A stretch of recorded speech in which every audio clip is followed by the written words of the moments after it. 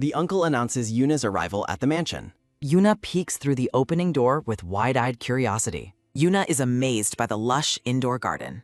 Yuna wonders if magic stones power the mansion's greenery. The uncle welcomes Yuelina to her new home. Yuna prepares to meet her unknown husband, the Grand Duke. Maids whisper insults, calling the new Duchess a southern barbarian. The staff mockingly speculates about Yuna's appearance and sass. Yuna reassures her uncle despite the servants' obvious hostility. Yuna prioritizes her tribe's safety over her personal pride. Yuna's radiant greeting leaves the judgmental maids completely speechless. A maid realizes the Duchess is far from a barbarian. Stunned servants compare Yuna's beauty to that of a goddess.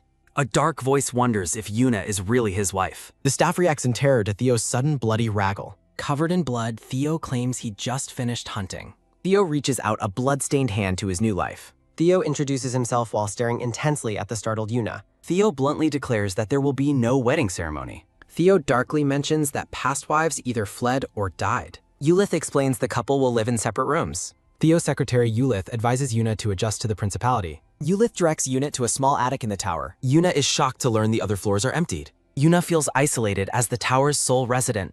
A hand swirls a glass of amber liquid. Theo drinks alone, brooding over his recent encounter with Yuna. Eulith confirms he placed Yuna in the isolated attic tower. Eulith questions Theo's unnecessary bloodbath and harsh greeting. Theo views his cruelty as a warning against romantic expectations. Theo intends to lock Yuna away as a forgotten duchess. Yuna sits alone in the dark, dilapidated attic car. Chibi Eulith sighs, planning to call for assistance soon. Theo wonders if his grotesque display brought the duchess to tears. Eulith begins to report on Yuna's unexpected reaction. Theo stops mid-drink, surprised by the report he is hearing. Chibi Yuna laughs joyfully, unaffected by her surroundings. Yuna's room glows with a magical warm light. Yuna reaches out toward a pile of glowing magic stones. Yuna marvels at the incredible warmth provided by the stones. The scene shifts to the tropical shores of Luhai Island. Yuna's father forbids her from marrying a total stranger. Yuna explains that winter is threatening her ill-prepared people. Clenching a scroll, Yuna declares her mind is fully made.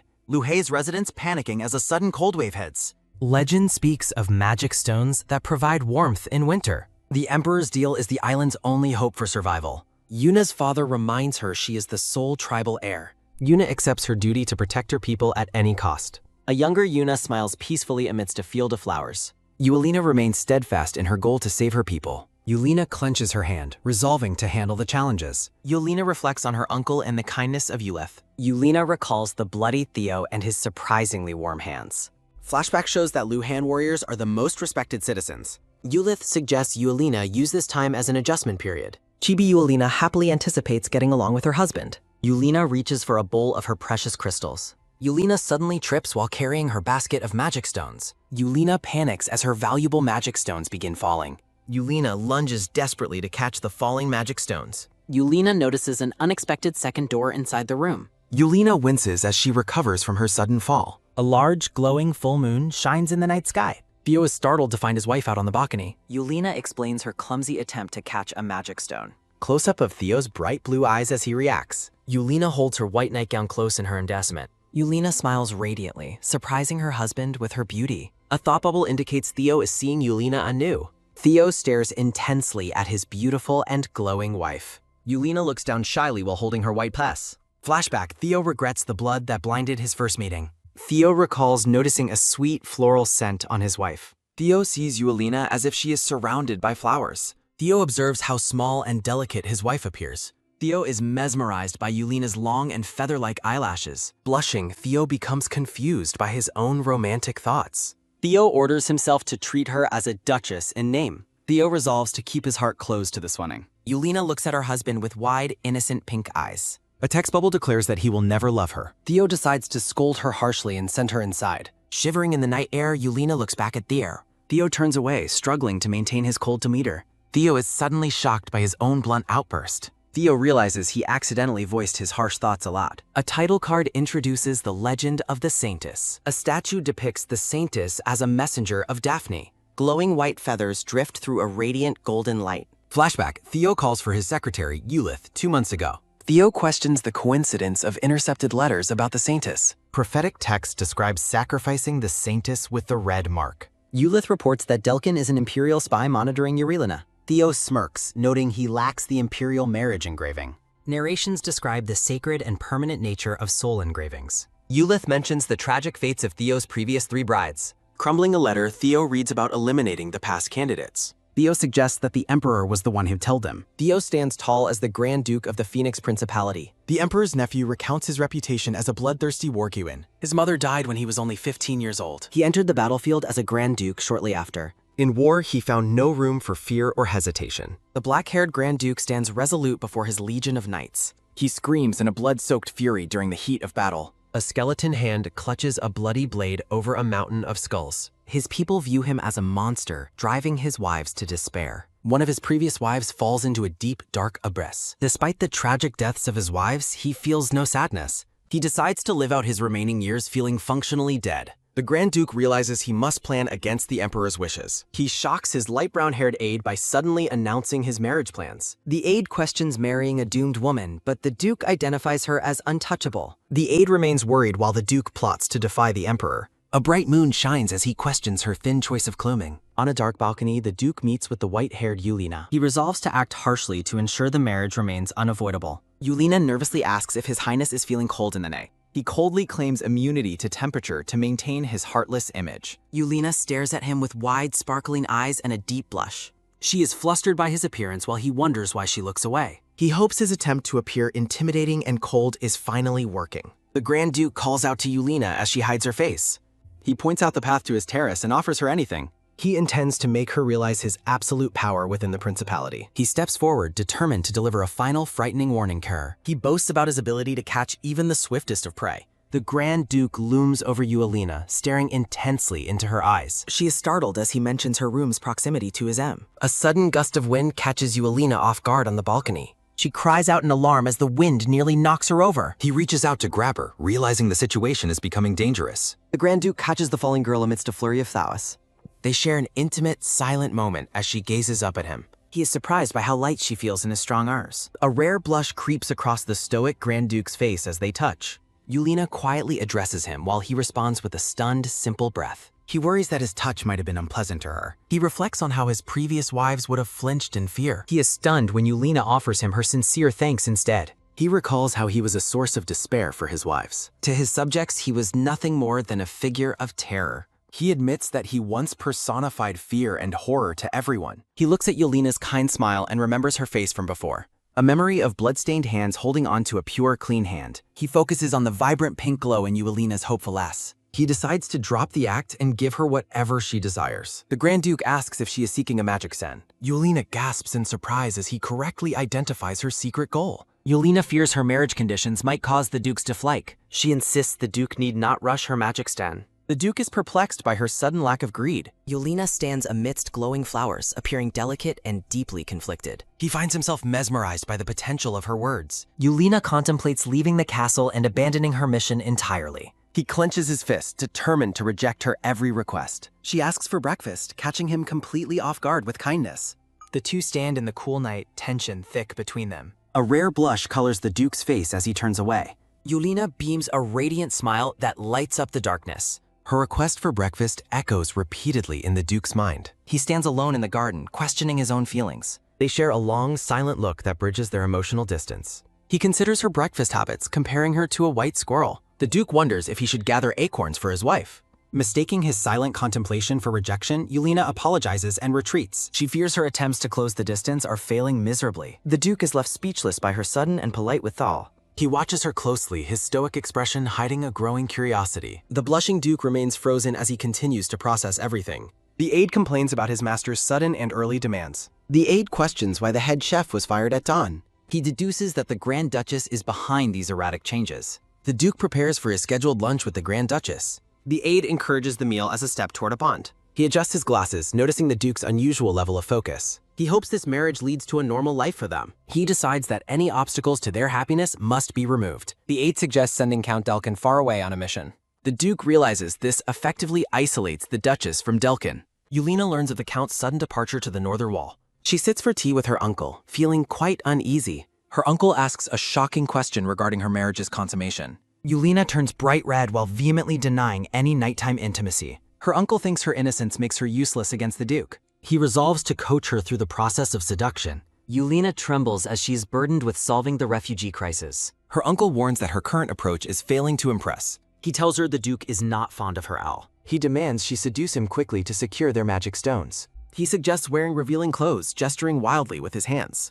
Alone, she repeats his scandalous advice with a massive blush. Her uncle shouts about flowy, fluttering clothing from the hallway. He leaves her with a final warning to remember his words. A beautiful day begins over the castle's lush green courtyard.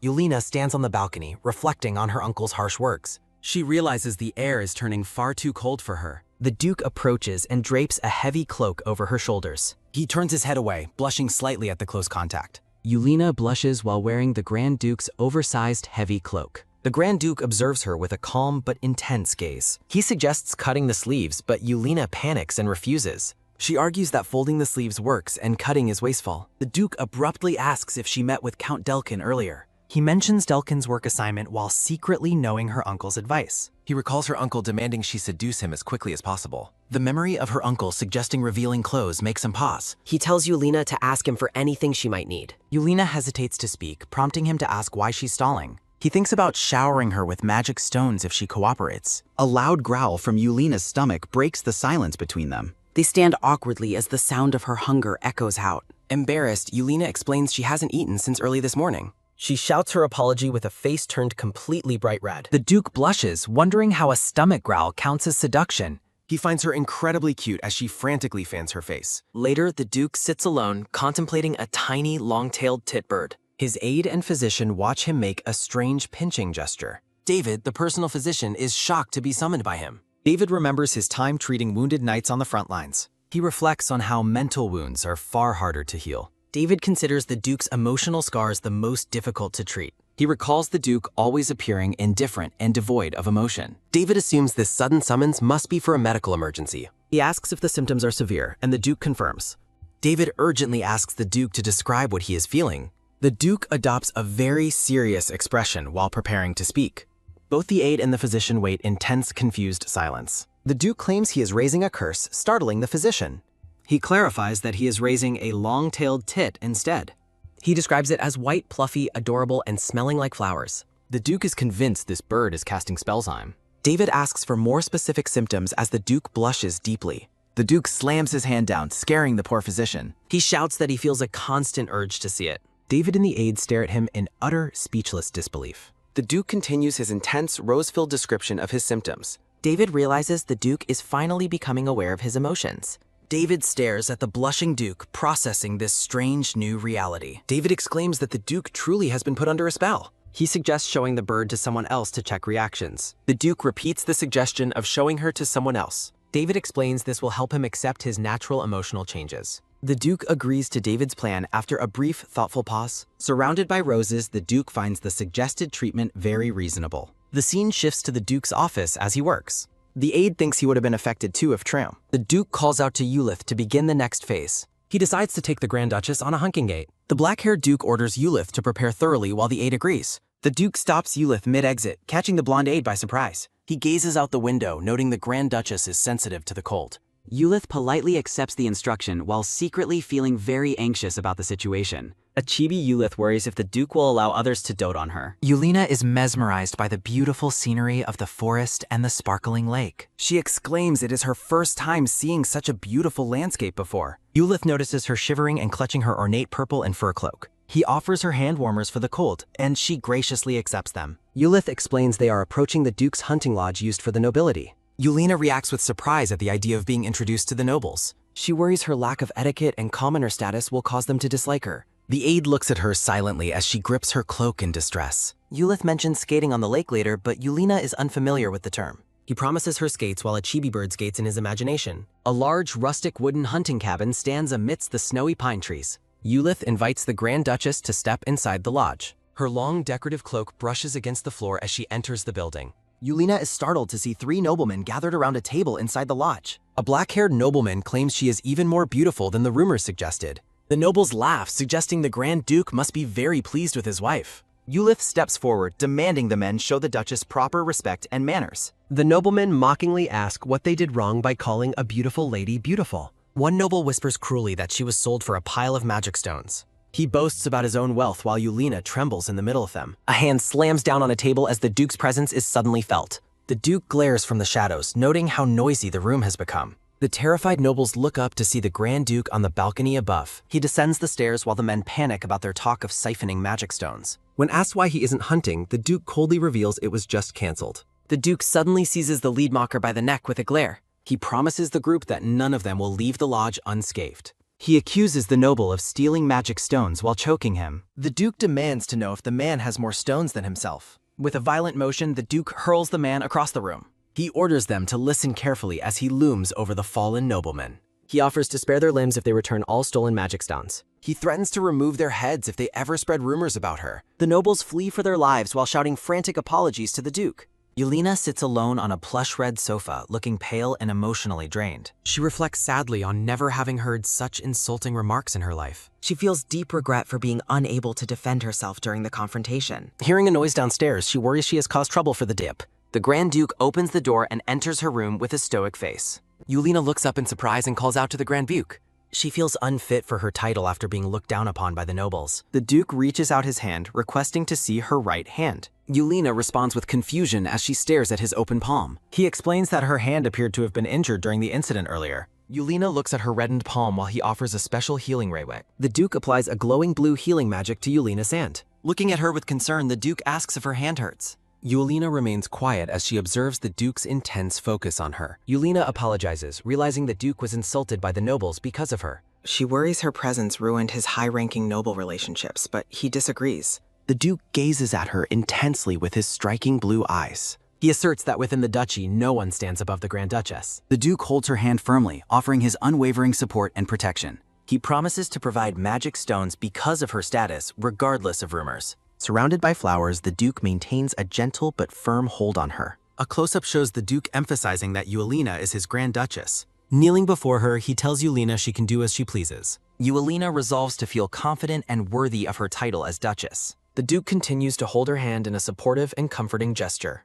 Yulina pulls her hand away, blushing intensely at the sudden surge of embarrassment. Surprised, the Duke wonders if she is shocked by their permanent life together. Yulina shifts the topic, excitedly asking if they are going hunting now. She begins to undo her heavy outer cloak to reveal her hunting attire. Yulina mentions that Ulysses prepared the specific hunting outfit she is wearing. She reveals a form-fitting hunting outfit with a corset and dark tights. The Duke stares in shocked silence, a slight blush coloring his cheeks. Yulina explains the custom-made outfit shouldn't be wasted, while the Duke hesitates. The Duke realizes he has only ever seen her in loose-fitting clothes. He recalls seeing her in baggy, oversized dresses she bought without trying on. Yulina looks elegant in her new attire, surrounded by a soft floral aura. Chibi Duke covers his eyes, desperately trying to regain his professional composure. Concerned, Yulina asks if the clothes look strange, but he quickly denies it. The Duke asks about her hunting experience, and she enthusiastically claims she has some. An illustration shows Yulina's hunting experience actually involved using a simple popgun slingshot. The Duke smiles as she admits she mostly watched squirrels and weasels. He laughs softly, noting that hunting might be difficult without her popgun. Instead of hunting, the Duke offers his hand for a walk together. She happily accepts his hand, agreeing that a walk sounds very nice. The pair strolls through a scenic path lined with vibrant rose bushes. Yulina notes the scentless flowers, which the Duke explains are grown artificially. Examining a pink rose, Yulina expresses her sadness over its lack of fragrance. Her mood quickly brightens as she suggests exploring another part of the garden. The Duke is mesmerized by Yulina's presence and a sudden pleasant floral scent. He realizes it is good the flowers are scentless so he can smell her. The Duke stands tall in his elaborate uniform, looking regal and composed. Arriving at the lake, Yulina asks if this is where they use skates. The Duke explains they can use sleds and skates once the river freezes. In a thought bubble, he explains that skates are shoes with metal blades. Yulina is excited for her first winter, though the Duke worries about cold. With bright eyes, Yulina asks if he will teach her skating and sledding. Surprised by the request, the Duke agrees to teach her whatever she wishes. A close-up shows Yulina's hand is still slightly red from the earlier cold. The Duke regrets his oversight in not providing her with a warm cloak. He notices her gloves, which Yulina explains were a thoughtful gift from Ulysses. Yulina explains that while the gloves are large, Ulysses' gift keeps her warm. Yulina praises Ulysses' kindness, leaving the skeptical Duke in disbelief. The Duke recalls Ulysses' history of ruthlessly purging the council. A sinister chibi Ulysses continues his underhanded and dirty tactics. The Duke questions Yulina's assessment of his cruel, nagging aide. Ulysses wonders why the room suddenly feels so cold. The Duke decides to give Yulina a gift of his own. He believes a present will prove he is also thoughtful. The Duke dismisses several expensive jewelry sets as inadequate choices. Sitting at his desk, the Duke ponders the perfect gift. He continues searching through his collection for something truly special. The black-haired man reaches for a small red jewelry box. He opens the box to reveal shimmering red teardrop earrings. Ulysses enters the room to deliver an official report. He confirms the offending nobles have been stripped of their realms. The Duke remains silent, staring intensely at the jewelry box. Ulysses feels annoyed by the Duke's sudden focus on being considerate. The aide realizes the Duke is jealous of his gift. Ulysses is horrified that the Duke chose his mother's keepsake. He begs the Duke to reconsider giving away such a precious item. The Duke insists on giving Eulina something meaningful and valuable. Ulysses despairs over his inability to reason with the stubborn man. The Duke decides to deliver the earrings to Eulina immediately. A hand slides a heavy volume back onto a bookshelf. The Duke stands alone in his room, clutching the gift. He dismissively orders Ulysses to leave the room at once. Ulysses notices the Duke seems much more lively than usual. Holding the red box, the Duke walks through the dark hallway. He pauses outside the bedroom door after hearing a sudden noise. The Duke enters and offers a quiet greeting to his wife. Eulina stands in a revealing nightgown, looking completely caught off guard.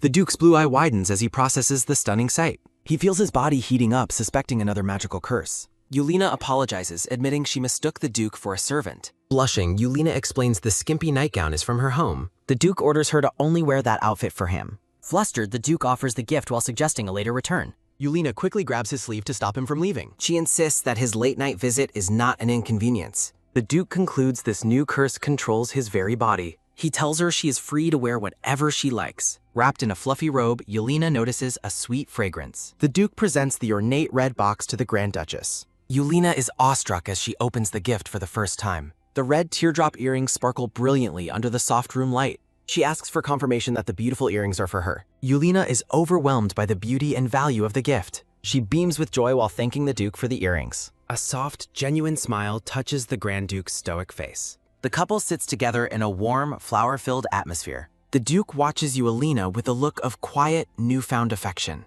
Eulina looks up with a blush, lost in deep thought. The Duke reflects on their future as a normal married couple. Relaxing by the fire, Eulina questions the Duke's high body temperature. The couple dines in the garden with their loyal staff attending. Eulina's personal maid, Ray, stands ready to serve her mistress. Ray reflects on volunteering for war to protect her sickly brother. In the past, the Duke personally taught Ray how to fight. The Duke gives instructions to young Ray during a training session. Ray's efforts eventually helped her side emerge victorious in the war. After winning the war, Ray earned an honorary title of knight. Ray noticed the Duke's lingering unhappiness even after their great victory. She retired from the knights to serve him as a maid. Eulina praises Ree's skill while having her hair brushed and styled. Ree appreciates the Duchess's kindness as Eulina thanks her warm one. The maid smiles, content with the gentle nature of her mistress. Ray hopes that Eulina's presence will finally bring the Duke happiness. The maid's mood sours upon noticing the Duke's upset demeanor. Eulina tries to make conversation, but the atmosphere remains cold. Ray internally fumes as the Duke ignores Eulina's polite garden remarks. The Duke bluntly admits his dislike for flowers, infuriating the maid. He declines tea with Eulina, opting to work alone in private.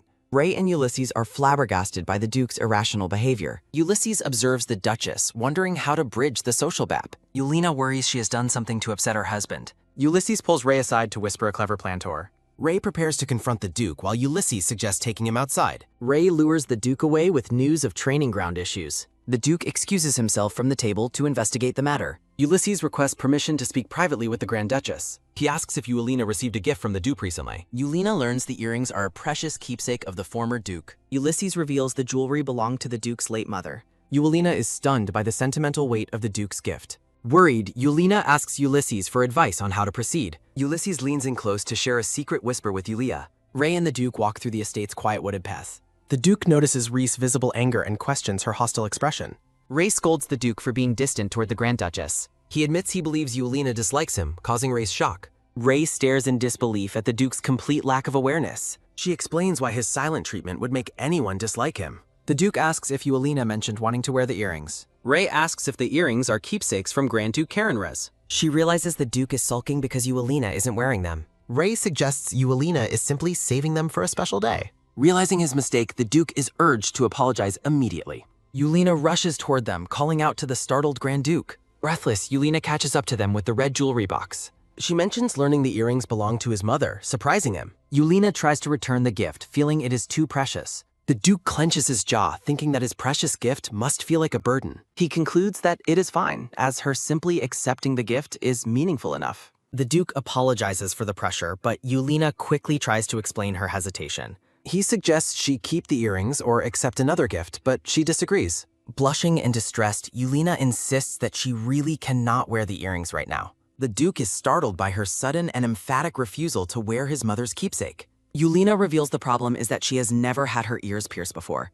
The blushing Duke is distracted by how small and cute her ears look up close. Yulina admits she needs help piercing them, while the Duke questions the necessity of the act. Yulina expresses a deep desire to wear the ruby earrings because they are so beautiful. She looks at him with pleading eyes, hoping he will help her wear the jewelry. Mesmerized, the Duke is struck by her beauty and her sincere desire for his gift. Sitting together, Yulina confirms her wish to try wearing the earrings for the first time. Yulina compares piercing to a needle-engraved mark given to her by her father. The Duke is shocked to realize she is referring to the red mark of a saint. Yulina admits she feels safe asking the Duke to help her with the piercing. He leans in close, gently cupping her face to perform the delicate task himself. Yulina's face flushes a deep red as she realizes how close the Duke has moved. He tells her to bear with the pain while he finishes the piercing quickly. Flustered, Yulina worries that her loud heartbeat will give away her inner turmoil. A small needle carefully and precisely pierces the skin of her delicate earlobe. Seeing a drop of blood, the Duke panics and asks if she is all right. He offers to call a doctor, but Yulina insists she can handle the minor injury.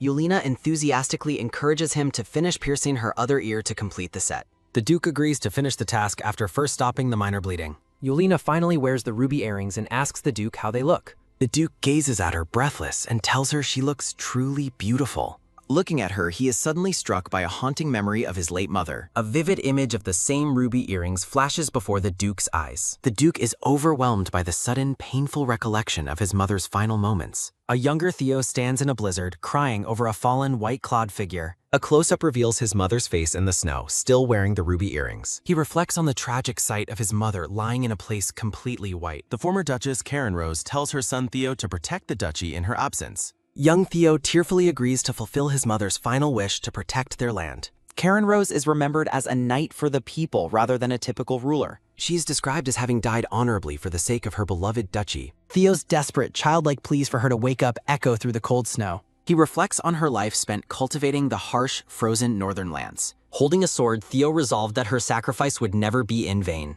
He sought strength instead of grief to protect the legacy his mother built. Over time, only the ruby earrings remained as a tangible keepsake of her life. For a long time, the Duke never gave the jewelry any special meaning. Suddenly, a wave of profound sorrow and long-buried grief washes over the Grand Duke. Yulina beams with joy, her face glowing while wearing the precious ruby earrings. The Duke softly calls Yulina's name as he gazes at her with newfound affection. Yulina looks up with a blush and thanks him for the thoughtful gift. Holding his hands, Yulina asks the Duke to start calling her Yuna.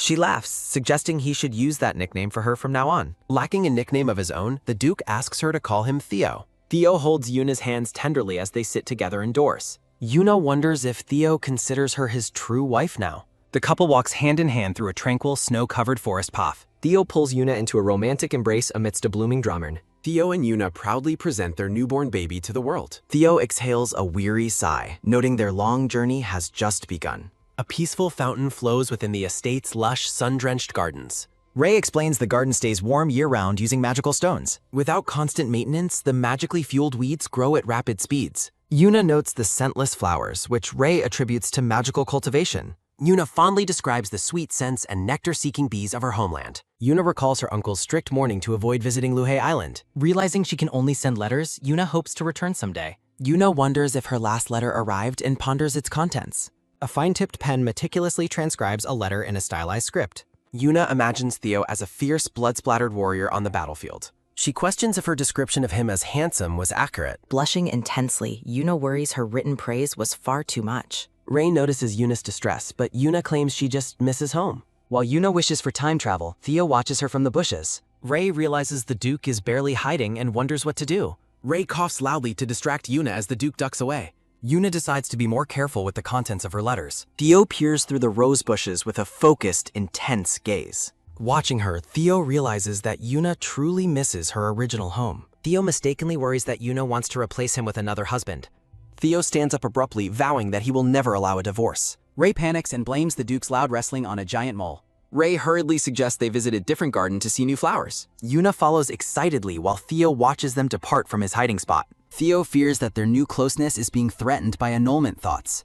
Theo clenches his fist, determined to never let his wife go. A powerful declaration affirms that Yahello is his one and only wife. The Grand Duke looks ahead with a cold, unwavering expression of resolve. Theo stands alone by the tall windows of the dark estate hallway. He gazes out from the balcony toward the distant, moonlit stone towers. A narration confirms that Yuna has resided in the duchy for months. Theo observes that Yuna enjoys her meals and praises the skilled chef. From above, Theo watches Yuna and Ray enjoy their daily garden walk. Theo reflects on her earlier words, regretting her deep desire to return. He calculates the long journey to Luhei Island, dreading any separation. Clinging to his chest, Theo refuses to accept a month-long absence. A sudden spark of inspiration strikes the Duke as he finds a solution. Theo plots to build a replica of her homeland village within his lands. He recalls that the magic stones were the reason she first arrived. Theo reasons that giving her more stones will ensure she never leaves. He vows to eliminate anyone from other empires who tries taking Yuna.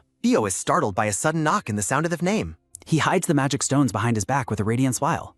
Theo wonders if the tower stairs were too difficult for his wife. Theo suggests Yuna could have taken his private elevator through the office. Yuna smiles and explains she did not want to disturb his work. Theo observes Yuna's considerate behavior with a look of realization. Theo blushes while imagining Yuna as a distracting, adorable little bird. Chibi Theo resolves to prove that he is a capable husband. Yuna extends her hand and asks Theo to look at her discovery. A cluster of bright green leaves rests in Yuna's open palms. Yuna explains she found the plant and invites Theo to smell it. Theo leans in closely to catch the scent of the leaves. Theo's proximity causes Yuna to blush as her heart begins racing. Leaves fall into a teapot as Yuna explains their medicinal properties. Yuna fondly remembers the plant growing in the valley of her home. She recalls her father making her tea whenever she fell ill. Theo worries that Yuna's happiness about her hometown means she wants to return. Theo plans to give Yuna magic stones as she asks for permission to leave. Yuna explains she needs more tools to dry the tea leaves proper. Yuna asks if Theo would like to accompany her on her errand. Theo clenches his hands, deciding that being together is all that matters. A narration notes that Ulysses can handle the duchy's affairs for a month.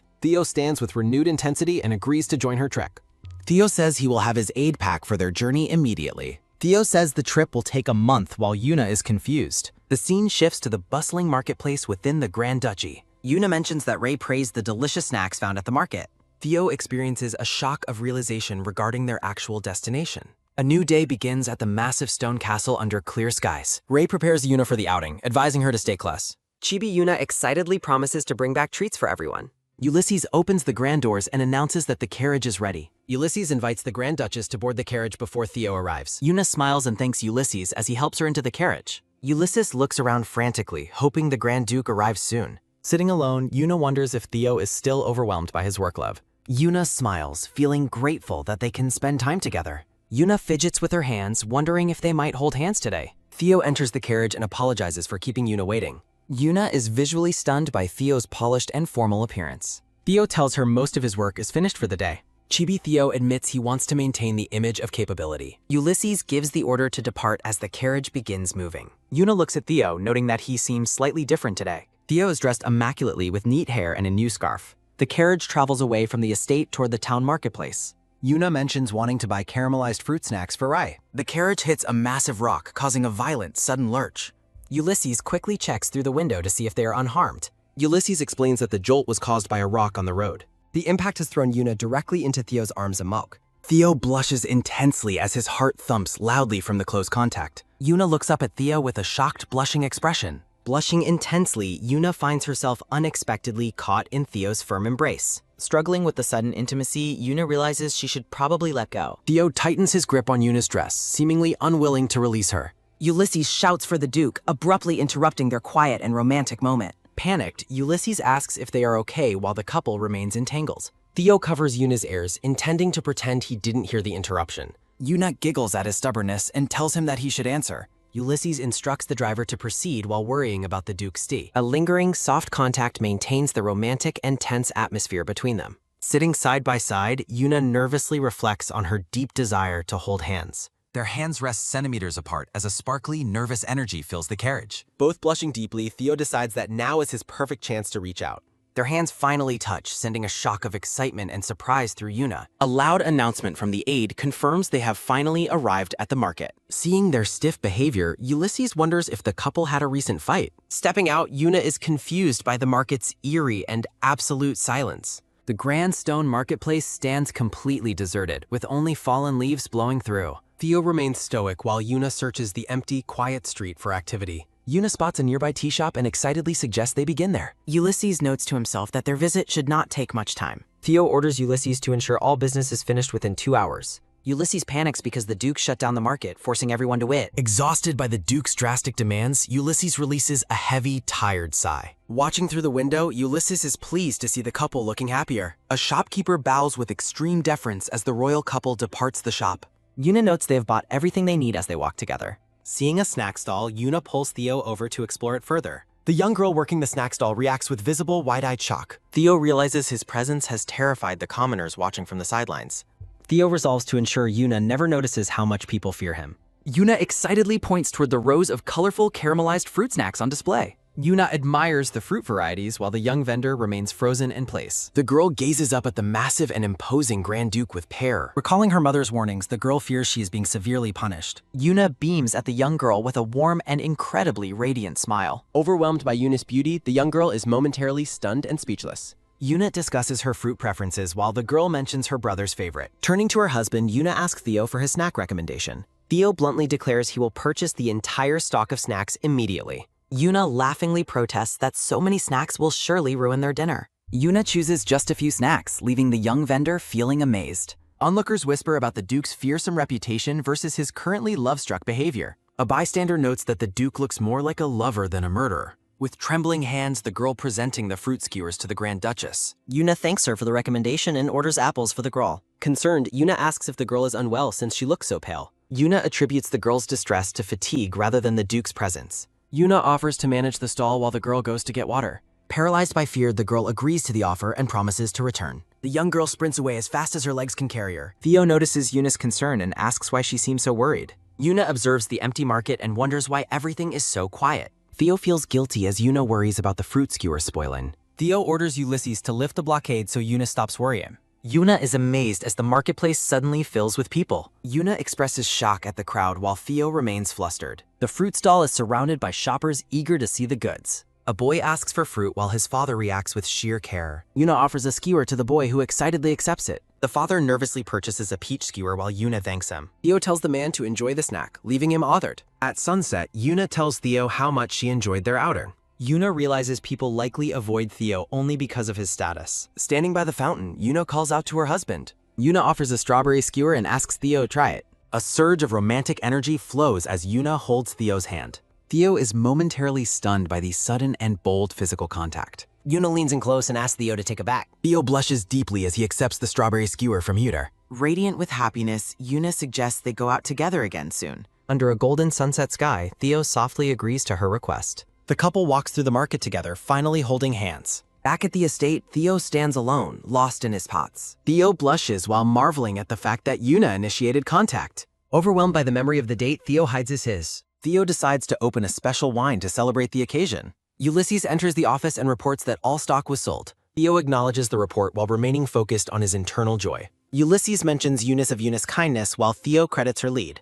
Ulysses reports that Count Delkin contacted the High Priest of Daphne. Theo becomes serious as the conversation shifts toward temple politics. Ulysses looks concerned as the gravity of the news sinks in. A vision shows the eye of the storm atop a snowy peak. Narration describes the fierce, blinding snow rages at the mountain's entrance. The eye of the storm is revealed as a central magical anomaly. A caption explains the Daphne temple sits at the storm's peak. Only specific priests are permitted to enter or leave the temple. Ulysses reveals Delkin was seeking information regarding a potential saintess. Ulysses reports the priest believes Yuna might actually be the saintess. Forbidden texts describe the saintess as a radiant messenger of light. Legend says red dots will appear on the saintess's ears. The saintess is depicted as a divine savior needed by the world. Ulysses reports that Luhay Island seasons changed after Yuna's ceremony. Ulysses mentions a rock with Luhain script found near the store. The rock reportedly bore the word protection, though details are scarce. Recalling his own time in the storm, Theo denies seeing it. Ulysses plans to reach out to Luhay Island for more information. Theo looks down with a grim, troubled expression on his face. Ulysses heads down the stairs followed by a young blonde woman. Ulysses' younger sister, Marin Ardante, asks if her brother is tired. Marin mockingly suggests that her brother tried doing paperwork for once. Providing a handkerchief, Marin asks Ulysses what the Grand Duchess is like. Ulysses describes Yuna's kindness while Marin mentions their recent market date.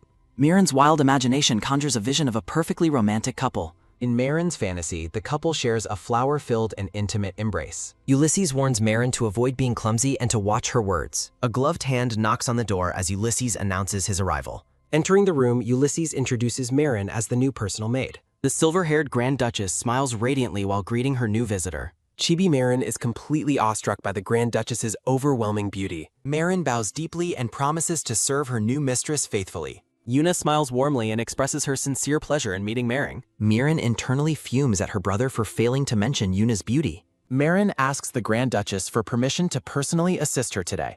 The original maid bows and departs to finish her training ground duties. Marin offers to help Yuna finish styling her hair at the vanity. Marin carefully brushes through the long, shimmering silver hair of her mistress. Looking in the mirror, Marin compliments the Grand Duchess's stunning appearance. Marin compares Yuna's hair to snow, learning she never saw it. Marin suggests that Yuna walk with the Grand Duke when it snows. Marin explains the romantic legend associated with watching the first snowfall together. A romantic couple stands together in a peaceful and snowy forest landscape.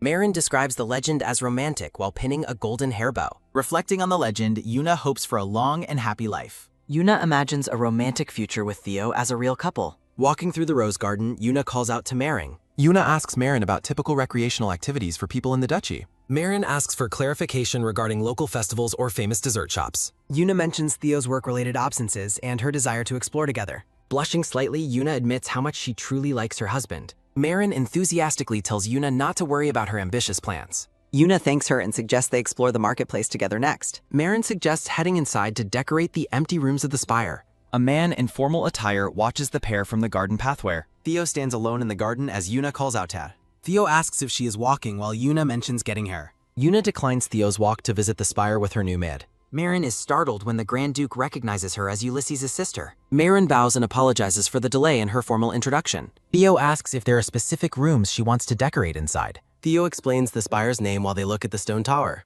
Theo describes citizens preparing for winter once the spire's roof turns white. Yuna resolves to invite Theo for a walk during the first snowfall. Marin notes Yuna's progress while Theo remains in deep, silent thought. Theo bluntly declares that it would be better if it never snowed. Theo expresses his intense hatred for snow and the color white. The sudden, cold declaration leaves Yuna completely stunned and visually silenced.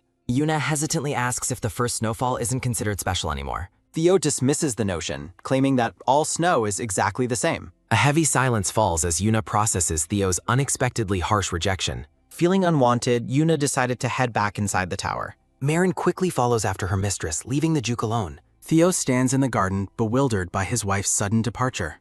Theo remains confused by the Duchess's unexpected and cold reaction. Ulith waits outside the office, requesting permission to present a report. Theo grants his secretary permission to enter and deliver the news. Ulith reports that the Grand Duchess has stayed inside all day. Ulith notes Yuna focused on meals and cleaning within the tower. Slamming his desk, Theo demands to know why Yuna stopped walking. Fearing for his life, Ulith carefully considers his next words. Ulith resolves to be completely honest with the Grand Duke. Ulith explains that the Duchess's behavior is a logical response. Ulith suggests Yuna is avoiding the Duke to prevent further conflict. Theo acknowledges that Yuna's hair is white after Ulith's inquiry. The secretary forces Theo to acknowledge that snow is also white. Ulith suggests Theo's hatred for snow implies hatred for his wife. Ulith clarifies that Yuna might interpret Theo's declaration that way. Ulith explains how people compare the Duchess's white hair to snow. Theo angrily insists that the two things are entirely different. Theo argues that Yuna's hair is far more beautiful than snow. Ulith emphasizes that the primary issue is the Duchess's wounded heart.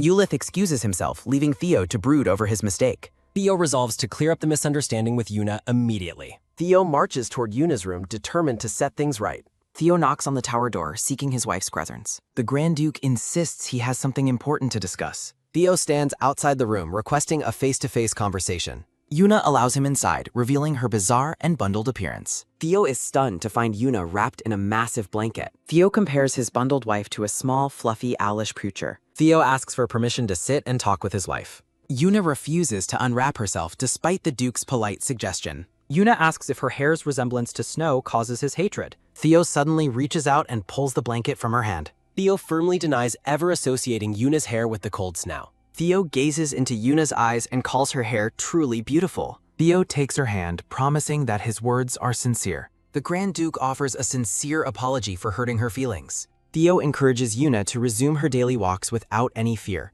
Yuna is shocked by the apology and regrets her misunderstanding. Theo admits he can't help but feel sorry for her. Theo admits he planned to prevent the Duchess from leaving. Yuna asks for the specific reason behind his intense snow hatred. Theo hesitates, showing vulnerability as he prepares to share his past. Theo reveals that the snow claimed the life of his lover. Theo describes the historical magic stone shortage that plagued his people. Theo and Yuna sit together while discussing the Eye of the Storm. The Eye of the Storm is a lethal, blizzard-prone mountain range. Duke Karen Rose set out on a perilous journey to save her people. Theo laments that his mother never returned from the frozen waste. Theo explains how the snow buried his mother, leaving Yuna shocked. Theo reveals he blames the snow for preventing her rescuing. Theo laments his past helplessness while Yuna offers her heartfelt sympathy. Theo attempts to hide his sadness by claiming he is fine. Theo touches Yuna's earring, acknowledging her role as his Duchess. A genuine and warm smile finally appears on Theo's face. Theo suggests Yuna get some rest after their long talk. The Grand Duke stops suddenly, appearing flustered and caught off guard. Theo is embarrassed to discover they both secretly watch one another. Yuna boldly invites her husband to share a drink with her. Theo is surprised by the unexpected invitation to drink together. Yuna explains her belief that alcohol can provide comfort and relief. Yuna suggests alcohol grants courage, causing Theo's heart to throb intensely. Yuna recalls having a small glass of wine while on a boat. The Duchess looks radiant as she expresses her hope for courage. Theo agrees that sharing a drink is a very good idea. Time passes during a shimmering transition as Theo leaves the rear. Theo returns with wine, worrying that he spent too much time. Theo pauses to check his appearance in a nearby mirror. Theo resolves to return to the training grounds to regain his fitness. Theo enters with champagne and apologizes for making his wife wait. Theo finds that Yuna has already fallen asleep on the bed. A chibi Theo wonders if his wife is truly fast asleep. Theo realizes Yuna is exhausted from cleaning the entire tower alone. Theo reaches out to dim the light of the magic stone. Theo decides it is acceptable to watch over his sleeping wife. Theo stares intensely at Yuna, captivated by her peaceful sleeping face. Theo experiences an internal conflict over his urge to touch her. Theo notices a single strand of hair resting on Yuna's mouth. Theo justifies his actions by noting it is only one hair. Trembling, Theo convinces himself that a light touch is perfectly fine. Theo leans in close, hovering just inches away from her face. Theo panics, wondering if he is being inappropriate while watching her. Theo considers this mental struggle harder than any torture he's endured.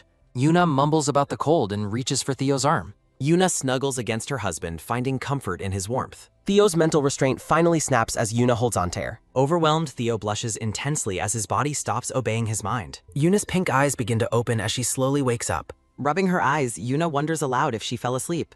Yuna is startled to find Theo sitting right beside her bed. Yuna apologizes for dozing off and asks if he waited home. Looking completely drained, Theo insists he has not been waiting long. Theo suggests they try the sweet wine he brought for her. Mirren bursts into the room to attend to the Grand Duchess. Marin is frozen in shock to see the couple together. Red-faced, Marin screams an apology and realizes her mistake. After Marin flees, Yuna realizes it is morning and questions Theo. Theo makes a clumsy excuse about the wine cellar's massive size. Yuna smiles and asks Theo to have dinner together to it. Yuna smiles and expresses her eagerness to taste the wine Theo chose. Theo looks at his wife in silence, appearing slightly flustered by her enthusiasm. Marin stands outside a dusty, web-covered room and apologizes to the Duchess. Marin promises to leave quietly if the Duchess does not respond next time. Yuna reassures Marin while the maid worries about the Duke's potential hatred. While cleaning the tower, Yuna asks Marin about the Duke's late mother. Marin describes the late Duchess Karen Rose as a highly respected and admirable leader. Marin explains how Karen Rose vanished during a perilous mountain investigation for her people. Marin recounts how Theo nearly died searching for his mother in lethal blizzards. Mirren notes that Theo's personality changed significantly after surviving those frozen wastes. Yuna sympathizes with Theo's past trauma and fully understands his hatred for snow. Under the moonlit sky, Yuna softly calls out her husband's name. Yuna appears elegantly dressed in a shimmering green gown for their formal dinner. Theo blushes intensely upon seeing his wife's radiant and beautiful evening appearance. Theo requests to sit beside Yuna at the table, and she happily welcomes him. During dinner, Yuna mentions she spent her day cleaning the tower's lower level. Theo insists cleaning is not her responsibility, despite the help she received. Yuna smiles brightly and explains she plans to use the cleaned rooms herself. Theo is stunned when Yuna suggestively implies the tower will be their shared room. Theo questions her proposal while Yuna highlights the windowless room's cozy atmosphere. Theo imagines an intimate scene, wondering if Yuna is being incredibly bold. Theo concludes that his wife is far more forward than he initially anticipated. Yuna declares she also hates snow now, confusing Theo with her sudden decision. Yuna suggests hiding together all winter, which Theo finds impractical but endearing. A chibi Theo warns that the long northern winters would make her restless. Theo laughs as Yuna suggests walking around the tower interior to stay active. Yuna gazes at Theo, noting how the snow seems to bring him deep sadness. Theo stares intensely at Yuna, his heart racing at her perceptive and kind nature. Theo expresses a sincere desire to learn more about her to avoid past misunderstandings. Theo gazes warmly at Yuna, asking for the chance to know about her.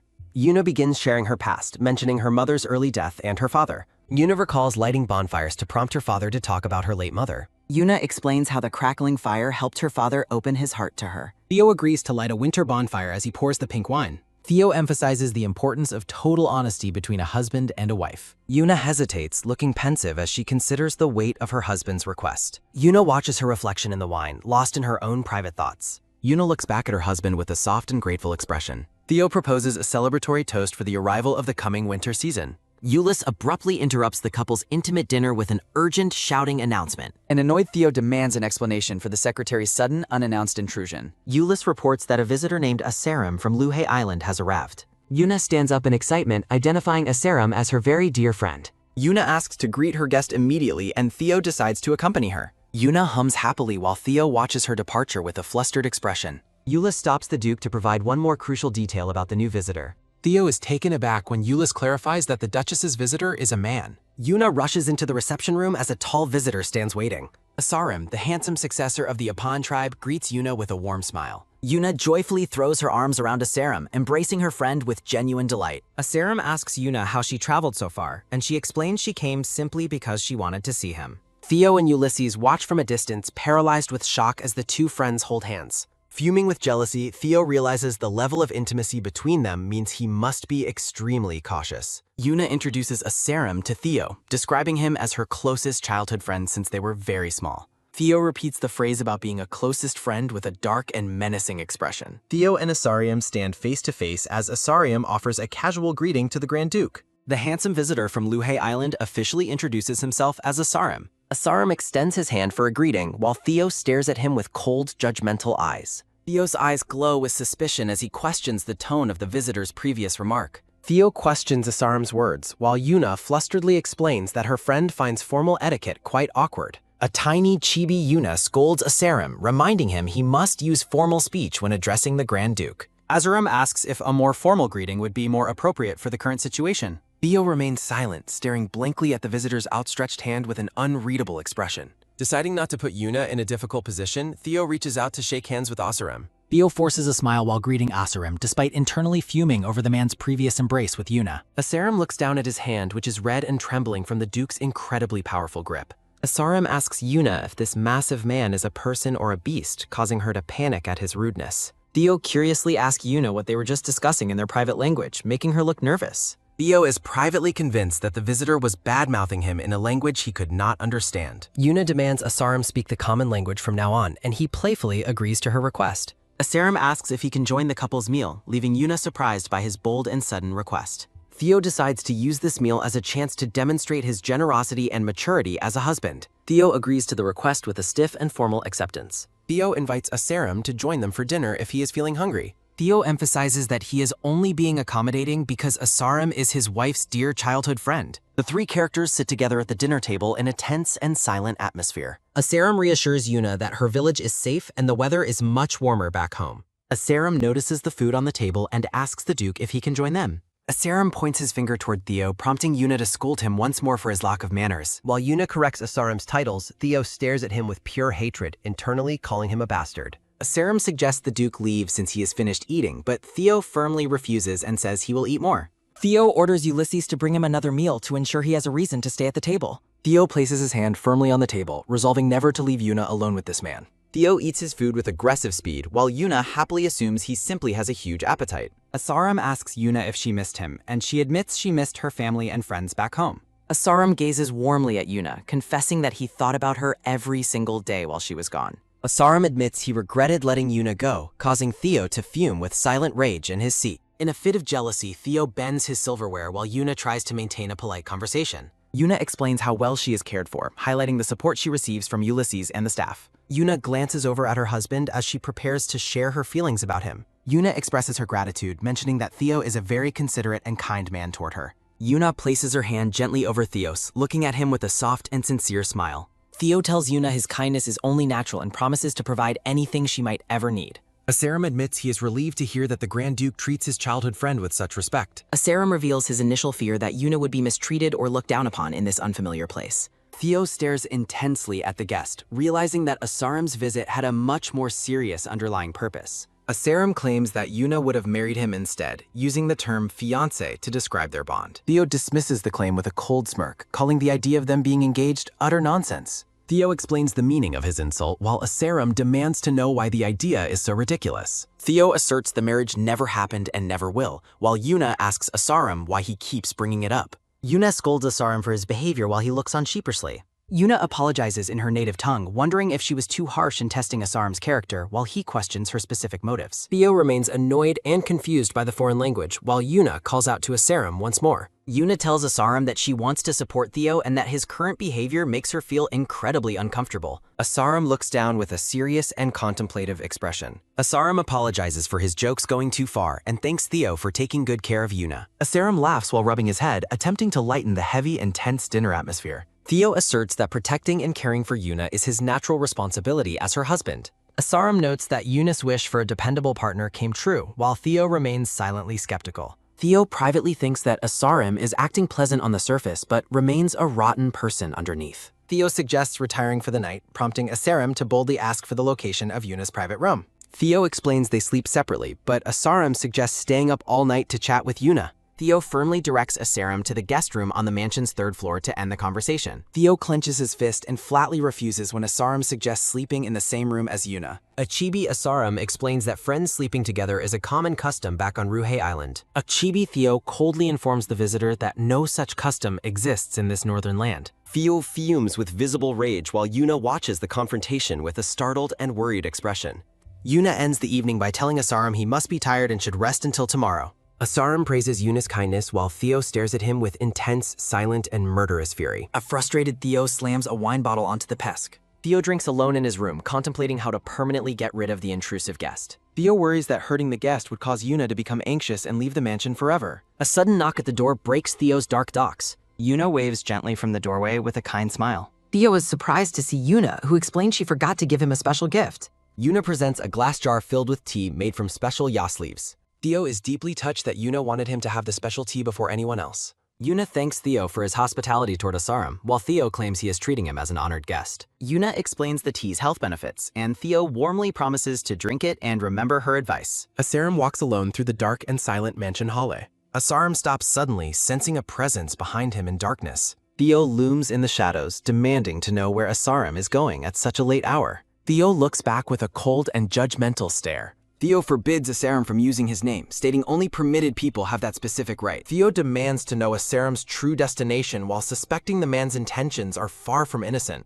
Asarum claims he is simply unable to sleep and intended to go see Yuna in her room. Asarum mocks Theo's jealousy before the Duke asks when the visitor is planning to finally leave. Asarum pauses while walking, explaining he had originally planned to depart very soon. Asarum decides to stay much longer after witnessing Theo's possessive behavior and true nature tonight. Theo questions Asarum's responsibilities as an heir and asks why the man even holds that title. Asarum confesses his deep desire to have married Yuna himself, reaching the limit of his patience with Theo. Asarum accuses Theo of using his power to force a marriage that the islanders only accepted out of desperation. The brown-haired man shouts that the Duke's side were the ones who used marriage as a threat. Theo remains calm and smirked, reminding Asarum that his people were the ones who ultimately accepted the deal. Asarum grits his teeth in frustration and silent, burning rage. Asarum claims Yuna was sent only because of the magic stones, despite his own fierce opposition to the plan.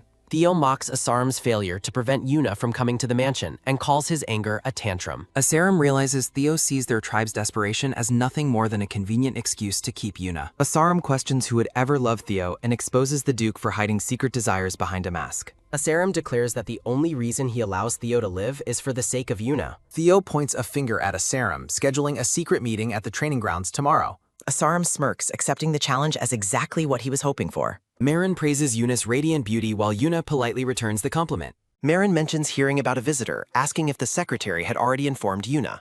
The maid shares rumors about the visitor's handsome appearance and very polite manners. Yuna curiously wonders if her childhood friend was actually considered handsome by others. A flashback shows Asarum surrounded by several admiring women back in their home village.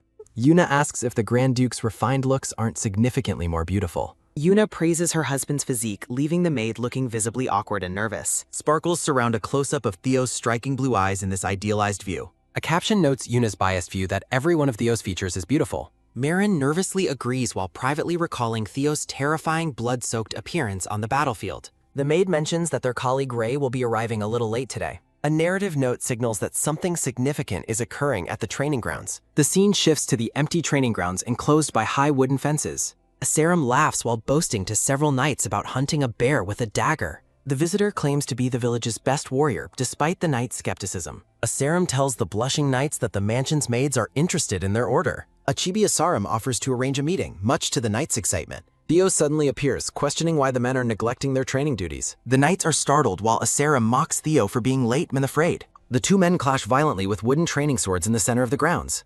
The watching knights are left in shock by the speed of the exchange. Asarum warns that Yuna will be unhappy staying with someone as vicious as Theo. Gritting his teeth, Asarum insists that a dark man like Theo shouldn't be near Yuna. Theo delivers a powerful strike that forces Asarum to defend himself with difficulty. Asarum accuses Theo of being cruel for keeping Yuna in this lonely place. Theo remains entirely calm, asking if the visitor has finished his long speech. Asarum suggests getting serious just as the Duke prepares to finish the match. Theo strikes Asarum with overwhelming force, sending him reeling backward across the dirt. Theo stands over his fallen opponent, noting it only took 3 hits. The Duke prepares to end the session, satisfied with his limited demonstration of power. The knights stand in stunned silence at the sudden conclusion of the duel. Asarum crashes to the ground while his wooden training sword shatters into pieces. The visitor groans in pain on the ground while Theo looms over him. Asarum admits that the Duke's physical strength is far more impressive than expected. Asarum complains about Theo's harshness while the Duke begins walking away without looking. Theo stops when Asarum announces his intention to go see Yuna immediately. Asarum asks if Theo intends to stop him from going to her room. Theo tells Asarum to wash up first because he smells after the training. A voice frantically calls out to the Grand Duke from across the hallway. Ulysses runs toward his master, checking to see if he is all right. Ulysses notes the visitor took a beating while Theo wipes sweat from his chest. The secretary panics at the sight of blood, but Theo dismisses the minor injury. Ulysses expresses surprise that the visitor's combat skills were actually quite legitimate and strong. Theo acknowledges Asarum's agility, while Ulysses wonders why the Duke only hit him thrice. Theo reveals that allowing the visitor to land several hits was actually intentional. Theo explains he took hits because he felt he obtained Yuna too easily. Yuna is shown in a symbolic vision surrounded by dark thorns and blooming roses. Theo's eyes narrow as he resolves that he has no intention of letting Yuna go. Theo smirks and tells Asarum to go ahead and see Yuna. A heavy boot steps onto the debris of the shattered staircase. Asarum stands before the broken stairs, fuming at the Duke's actions. Back in his office, Theo calmly reviews documents at his desk. Theo looks at the paperwork with a focused and slightly annoyed expression. Theo privately regrets showing the visitor any mercy during their previous encounter. Asarum bursts into the office, accusing Theo of sabotaging his visit. Theo scolds the visitor for his lack of manners and basic etiquette. Theo mockingly asks if the visitor is unwell while walking past Gun. Theo reveals that only a bridge connects his room to Yuna's quarters. Theo informs the shocked visitor that seeing Yuna now requires his permission. Asarum accuses Theo of keeping Yuna imprisoned within the mansion's tower. Yuna suddenly appears in the room with Marin, looking startled, madam. Yuna greets the man while Asarum tries to hide his obvious frustration. Yuna reports the emergency that the tower stairs have completely collapsed. Theo lies about a repair accident while Asarum glares at Enstasty. Yuna looks concerned while Marin stands behind her, appearing slightly suspicious. Theo takes responsibility for the accident to gain Yuna's trust and sympathy. Theo offers a reassuring smile and tells Yuna not to worry. Asarum stands in the background, visibly fuming at the Duke's manipulation. Yuna asks Asarum if he and Theo were having a friendly conversation. Yuna happily assumes the two men have bonded over the pasme. Theo confirms their friendship while Asarum looks on with total disbelief. Theo prepares to leave, prompting Yuna to ask where he is going. Yuna announces her plan to work in the garden with Marin today. Theo warns Yuna about thorns, but she insists on gardening for exercise. Asarum volunteers to help with the gardening as a form of exercise. Theo immediately decides to join them, refusing to leave them alone together. Theo claims he also needs exercise while exchanging a glare with Asarum. Yuna and Marin prepare for garden work under the bright morning sun. The two men stand in the background, ready to begin their maker. Theo and Asarum both agree that Yuna's gardening plans will be beautiful. Behind Yuna's back, the two rivals share an intense and sparking glare. Ray arrives and apologizes to Yuna for being late for her duties. Yuna is impressed by Ray's elegant appearance in her formal sparring outfit. Yuna compliments Ray's attire, making the knight blush with a shy smile. Ray begins to bring up the specific task Yuna had requested earlier. Ray stops in shock upon seeing the high-ranking men performing menial labor. Yuna explains that Theo and Asarim have volunteered to help decorate. Asarim looks weary and contemplative as he focuses on pulling the weeds. Ray watches Asarim, finding him flashy and annoyed he wounded her lord. Asarim recognizes Ray and calls out to her, surprising the stoic knight. Asarim enthusiastically praises Ray's impressive skills at the training grounds earlier. Ray is left speechless and blushing at the visitor's bold, friendly compliment. Marin calls Ray to help with woodcutting, breaking the awkward silence.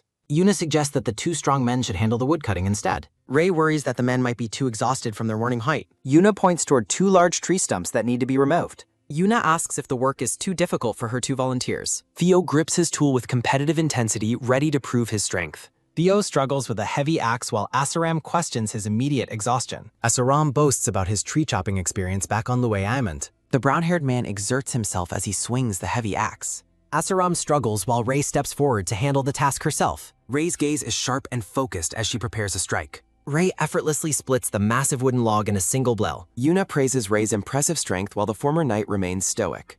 Theo attempts to reclaim the axe, insisting the work isn't difficult. The black-haired duke is intensely determined to outshine his rival. Theo swings the axe with all his might to split the work. Breathing heavily, Theo seeks Yuna's praise after successfully splitting the log. Yuna notices Theo's pale complexion and expresses deep concern for him. The Duchess tells Ray and Marin to finish the gardening later.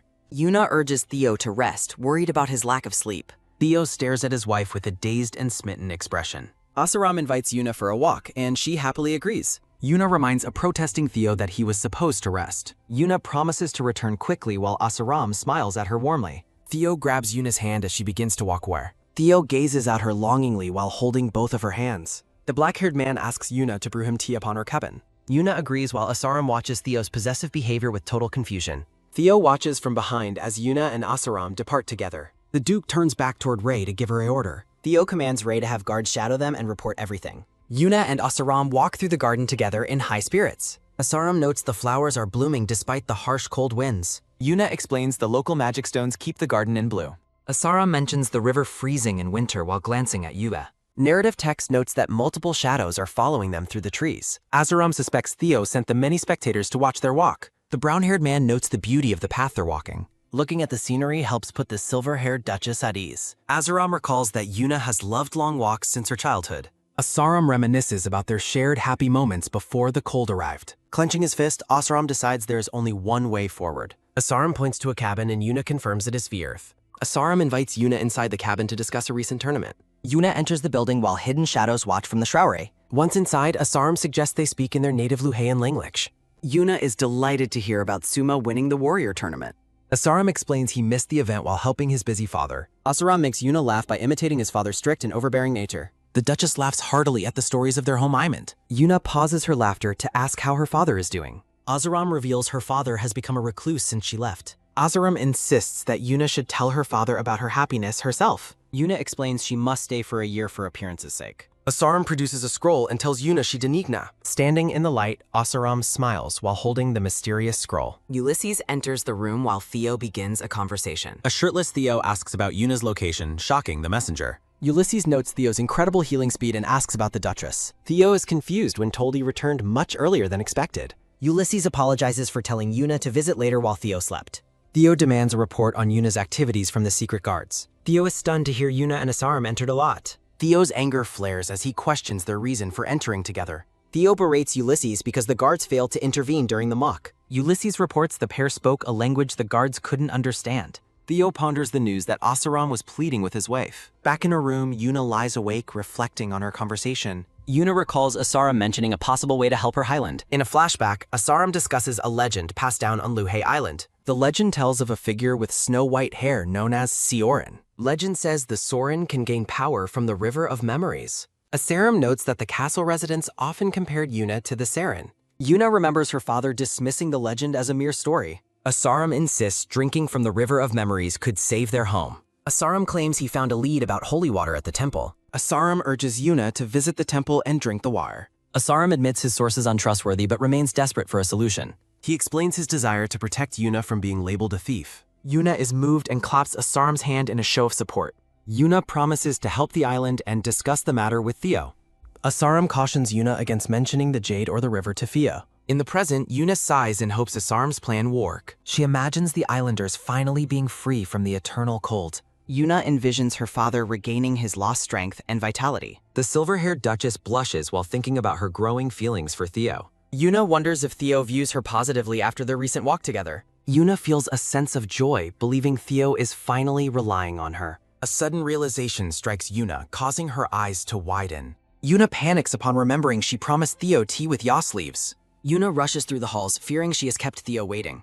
Approaching the Duke's door, Yuna wonders if it is already too late. Yuna decides to quietly brew the tea and leave without waking him. Yuna is startled when she accidentally bumps into someone in the dark. Yuna is shocked to find a very awake Theo standing before her. The Duchess apologizes profusely for forgetting her promise to brew tea. Theo's intense, focused gaze makes Yuna feel extremely self-conscious. Looking at Theo, Yuna nervously wonders if he is angry with her. Yuna continues her apology, asking if he has been waiting for Law. Theo remains silent, his blue eyes fixed on his blushing wife. Theo internally worries that Yuna might be the one upset with him. The couple sits together in silence as they finally share their tea. Theo regrets missing his chance to speak because he was admiring Yuna. Thought bubbles reveal Theo was lurking to hear about her rock. Theo finds Yuna's flustered and cute expression absolutely irresistible. Yuna looks up at Theo with a look of pure surprise. Over tea, Theo mentions his habit of walking the bridge to ease stiffness, which Yuna finds reassuring. Theo asks if she is feeling better, and Yuna enthusiastically confirms her full recovery. The white-haired woman carefully places her porcelain teacup back onto the table. Theo asks if she enjoyed her walk, and Yuna confirms she had a lovely time. Yuna expresses her joy at catching up with Asaram, unaware of Theo's visible irritation. Yuna asks Theo about visiting a northern temple, catching him off guard with the request. Theo's mood sours when Yuna admits the trip was originally Asaram's idea. Theo explains that getting permission to enter the Temple of Phoenix is a difficult process. Theo offers a bright, knowing smile as he considers the upcoming visit. Dressed in formal green and gold, the Duke is addressed with high respect. The secretary provides Theo with a special item to give to Yuna during her prayers. A brief note suggests that the upcoming outfit will suit Yuna perfectly. Theo compares Yuna to a delicate bird in silk, but Asaram suddenly interrupts. Theo is visibly annoyed as Asaram jokes about remembering to knock this time. Asaram notices the holy garments and declares his intention to go see Yuna immediately. Theo reluctantly agrees to accompany the visitor to the Duchess's quarters. A hand knocks firmly on the door to inquire if Yuna is present. The blonde maid opens the door and permits the two men to enter. Yuna is revealed in a stunning white and blue ceremonial gown surrounded by flowers. Theo compliments her amazing appearance while Asaram watches with an impressed smile. Yuna is startled by Theo's sudden approach as he steps toward her. Intricate patterns of white lace highlight the elegance of the ceremonial attire. Theo carefully places a light blue cloak over Yuna's shoulders. Theo explains the cloak's magic stone lining while a jealous Asaram watches their closeness. Asaram criticizes the size of Yuna's room compared to the rest of the mansion.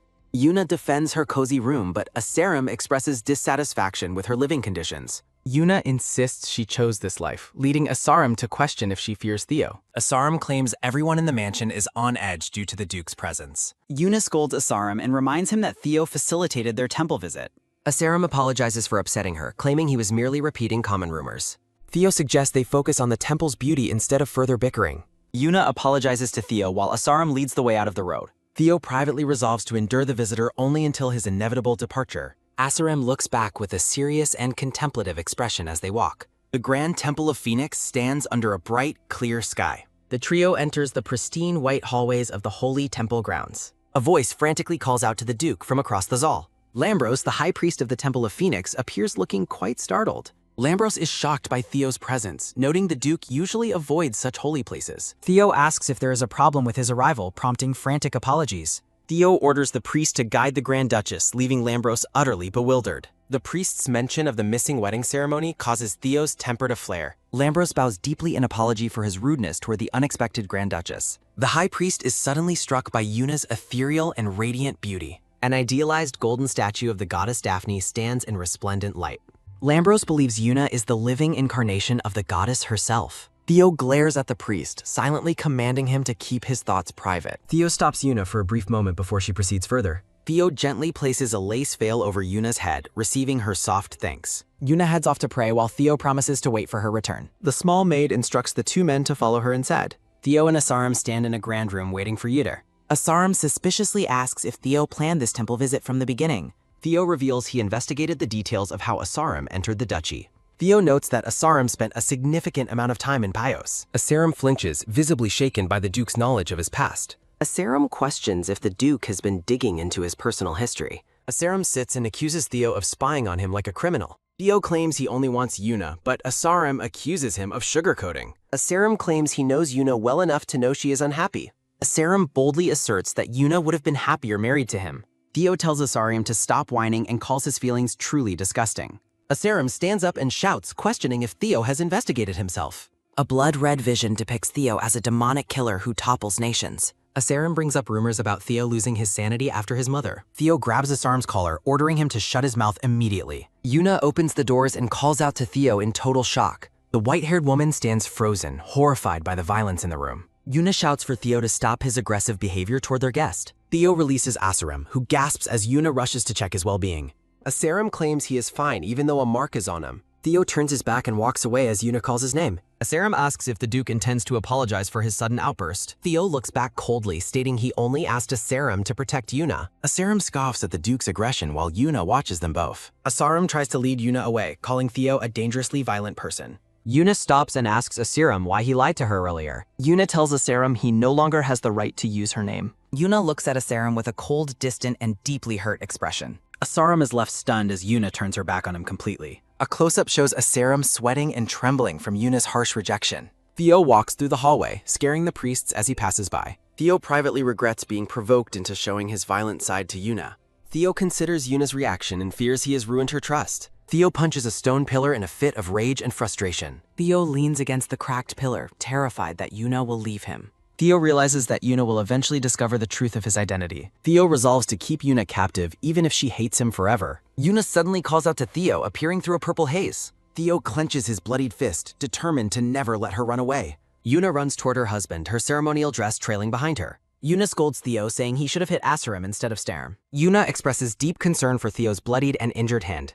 Yuna jokingly asks if the Grand Duke is actually afraid of doctors. Yuna tells Theo to be brave so his wound can heal quickly. Theo suggests seeing a shrine priest instead of a traditional physician. Yuna offers a bright, radiant smile that catches Theo off guard. Theo blushes and smiles softly, comforted by Yuna's unexpected kindness. The couple enters the medical room, surprising the priest at the desk. Theo politely asks the attendant to give them a moment of privacy. Theo aggressively orders someone to move, eliciting a cry of terror. Yuna watches a priest flee and considers personally treating Theo's wound. Theo dismisses the need for a priest while Yuna asks him to rate. Yuna instructs Theo to sit so she can clean his bloodied hand. Holding his hand, Yuna warns Theo to endure the upcoming medical treatment. Yuna blows on the wound, causing Theo to blush and groan flusteredly. Yuna asks if Theo was lying about the injury not causing him pain. Theo directs Yuna to apply the medicine directly onto his injured hand.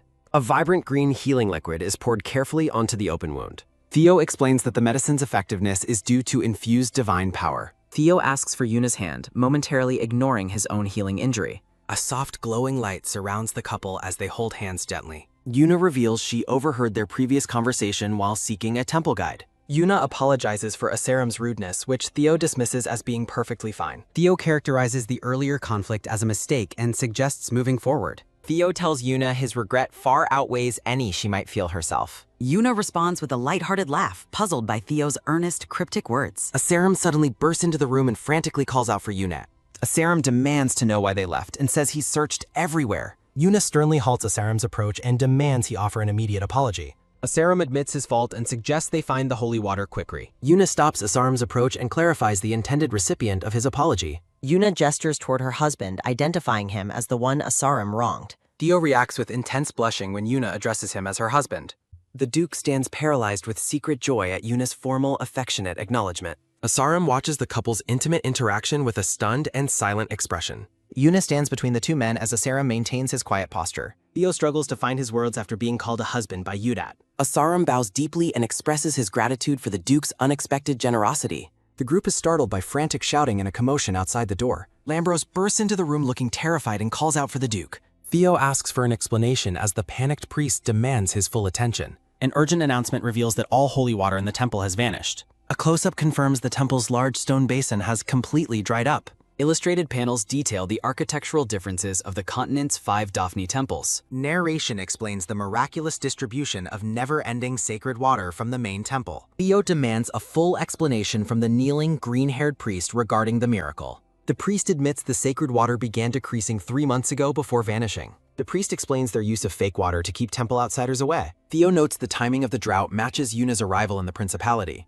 Theo inquires if the other temples are experiencing the same water supply issues. The priest explains their independence and lack of communication with the Bios Empire. Theo resolves to protect Yuna and asks the priest about a forbidden book. Theo's inquiry regarding Yuna's identity as a saint shocks the green-haired priest. The priest admits Yuna matches the saint's description as Theo watches her. A text bubble defines the saint as a messenger sent by goddess Daphne. An illustration depicts the goddess Daphne in a radiant and golden celestial form. Theo concludes that the existence of a saint currently makes no logical sense. Theo demands immediate updates on Bios while the temple stands in the twilight. The Duke, Duchess, and Asarum share a silent, intense candlelit dinner. Asarum sits at the dinner table, thinking they gained nothing from the trip since there is no sacred water. Asarum watches the Duke, lamenting that he didn't hear the conversation with the priest. Yuna smiles radiantly at the table as the Duke watches her with a soft expression. The Duke's hand is shown holding a glass filled with a pink beverage. Theo mentions the temple's special medicines while Yuna inquires about the disappearance of the sacred water. A small icon of Theo notes that Yuna is finally starting to show some respect. Theo wipes his mouth, explaining that storage issues caused the drought, and the spring will refill in 3 months. Asarum looks down at his glass, thinking the situation with the temple water is incredibly strange. Theo gazes at his wife, reminding her that she was the one who wanted to visit the temple. Theo notes that Asarum's behavior suggests he only came to the temple to obtain the sacred water. Asarum claims he only became curious about the water after hearing it was good for one's health. Looking down at the large table, Theo asks the brown-haired man if he is truly leaving so soon. Theo mockingly regrets not being nicer to his wife's friend, while Asarum tells himself to remain calm. Asarum turns to Yuna and offers a sincere apology for causing her so much worry. Asarum expresses his regret, telling Yuna he was unable to help her with anything during his stay. Yuna looks toward her husband while they continue their dinner in the grand candlelit hall. A man pours a clear yellow liquid from a green bottle into a glass. Theo holds up his glass and offers a faint, confident smile. A close-up of the glass shows Yuna's reflection as Theo thinks that he will be her only helper. A man with glasses and brown hair enters the office holding a white folder. The aide asks why Theo is drinking champagne, and the Duke explains it is to lift his spirits. The aide realizes why the Duke is in such a good mood as he thinks of the couple. The aide interrupts the Duke's mood, stating that an urgent matter has arisen for him to see. A gloved hand places a white envelope with a red wax seal onto the desk. Theo reads the letter, which mentions a festival for magic stones being held in the south. The aide explains the discovery of a magic stone, and Theo asks if he is expected to attend. The aide insists that the Duke must travel to Sabran in the south regardless of his wishes. Narrated bubbles explain that an old priest has been located and insists on meeting in Sabran. Theo looks surprised by the news as he continues to hold his glass of champagne. The aide explains that the situation at the Sabran temple is related to the missing sacred water. Theo reviews the documents, noting that they needed an excuse to hide the true reason for the trip. Theo asks if a woman named Camila lives in Sabran, causing the aide to flinch in surprise. Theo mockingly asks the aide about his last encounter with Camila, causing the man to sweat nervously. Looking out the window, Theo orders his aide to begin preparations for their journey to the south. The following day, a horse-drawn carriage waits as Theo and Yuna prepare for a departure. Yuna expresses regret over the short visit, while Asarum notes he must return to his tribe. Asarum looks at the carriage, thinking about how much effort went into developing the northern lands. Asarum says goodbye to Yuna, calling her by her full name as she brings up their previous argument. Yuna acknowledges he spoke out of anger and asks what he is holding in his hand. Yuna holds out a stack of letters and asks Asarum to deliver them to her father. A vision shows Yuna writing letters at a desk, noting she has written to her father daily. Asarum looks at the letters, realizing that Yuna still deeply misses her home on Luhe Island. Theo approaches the pair and asks if Yuna's friend is already prepared to leave the Dakchi. Theo explains he prepared a gift of magic stones for the trip as servants move large crates. Asarum thanks the Duke, noting he is concerned because the destination is where Yuna's father lives. Asarum calls out Yuna's name one last time before his departure from the estate. Asarum pulls Yuna into a sudden hug, thanking her for the welcome while Theo watches with irritation. Asarum smiles warmly and suggests that they meet again on a much brighter, sunny day. Yuna smiles happily and agrees to the brown-haired man's request as they embrace. Yuna waves goodbye to the departing carriage while Theo stands beside her with his hand on his hip. Asarum sits inside the moving carriage, resolving to head toward the Bios Empire. Looking out the window, Asarum thinks about finding the source of the sacred water. Asarum holds the stack of letters from Yuna with a grim expression. Resting his hand on the envelopes, Asarum silently apologizes to his friend. The carriage departs through the gates as Asarum vows to deliver the letters. Back at the estate, Yuna sighs while sitting alone at the Babel. Theo asks Yuna if something is bothering her while they share tea. Yuna admits she feels regret for being too cold toward Asarum earlier. Irritated, Theo privately considers that he should have simply removed the man. Theo turns his attention to a mustachioed chef standing near the doorway. The chef bows respectfully and confirms he will follow the Duke's orders. Yuna looks up in surprise as a new dish is brought to her. 2 golden chestnut-topped desserts are served on a decorative white plate. Theo invites Yuna to try a piece of the seasonal chestnut treat. A close-up shows Yuna taking a bite of the sweet dessert. Radiant with joy, Yuna expresses her delight at the delicious flavor.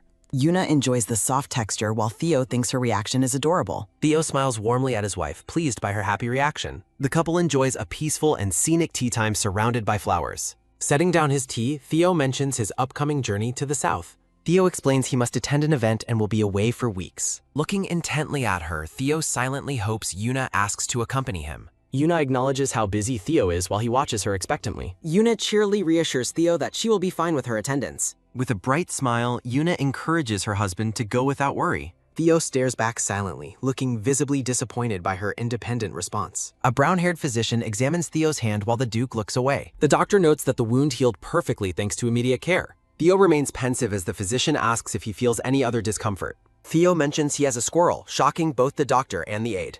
The doctor notes the change in metaphor while Theo describes a cute squall. Theo expresses a sudden, deep-seated fear that the squirrel might run away. Theo's possessive thoughts manifest as an image of a birdcage bound by chains. Theo asks for advice on protecting the creature and keeping it by him. Theo confirms the squirrel hasn't shown any signs of wanting to leave yet. The doctor points out that there is no reason to assume it wants flight.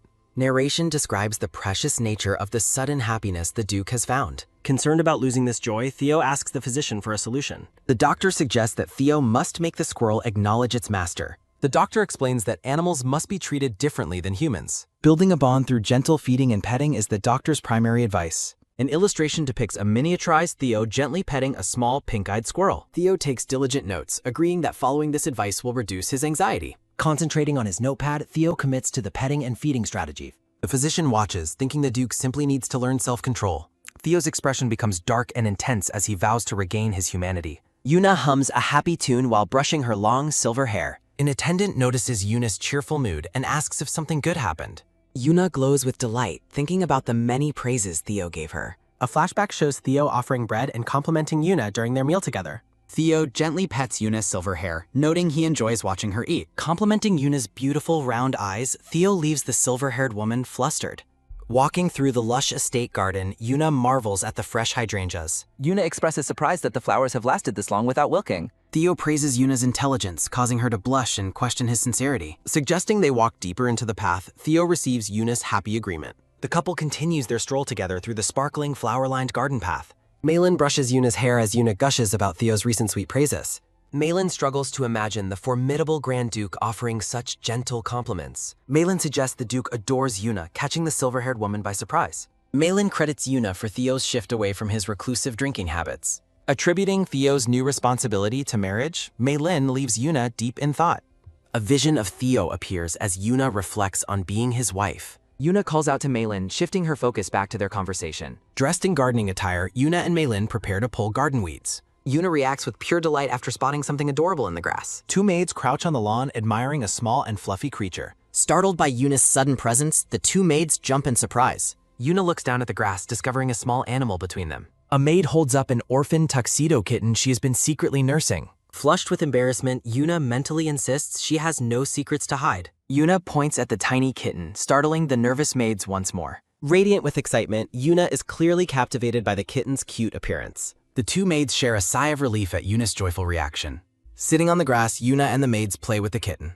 Yuna laughs as the agile kitten pounces on a stalk of grass. A maid brings a bowl of food, announcing it is time to eat. The tuxedo kitten hunches over its bowl, eating its meal with gusto. Yuna and the maids watch the kitten eat, delighting in its cuteness. Yuna notes that the maid's way of speaking feels strangely familiar. Deep in thought, Yuna tries to recall where she heard that tone.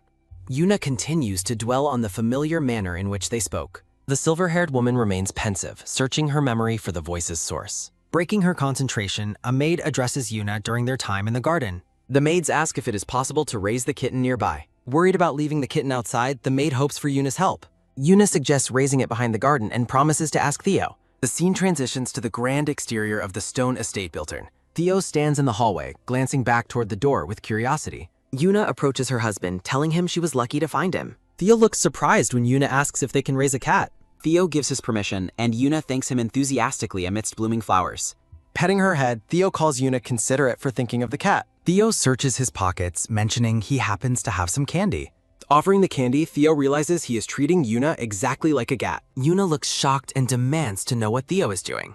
Yuna shouts that she is not a pet or a cat in anger. Declaring she doesn't want to hear it, Yuna runs away from Theo. Theo stands frozen and bewildered by Yuna's sudden and furious outburst. The Duke looks frustrated while his aide asks what to do next. Theo complains to his aide that Yuna refuses to see him after his candy offer. Dejected, Theo realizes that Yuna will not even listen to his voice anymore. Theo corners the brown-haired aide, clarifying that his concerns involve the Grand Duchess. Walking away, Theo insists that the woman he spoke of is not a squirrel. The Duke slumps into a chair looking utterly defeated and miserable. Theo asks for advice on what to do next while his aide looks on, bewildered. The stressed aide questions why Theo wanted to lock her away or use animal metaphors. Standing over the Duke, the aide insists that he must apologize to the Grand Duchess immediately. Theo notes her refusal to see him, but the aide argues marriage requires mutual care. Theo asks if he is entitled to affection, and the aide confirms that is marriage. The aide tells Theo to rebuild their relationship, leaving the Duke deep in pot. Theo decides to create a new plan to lock Yuna away like he did before. The sun sets over the grand estate, signaling a shift in the day.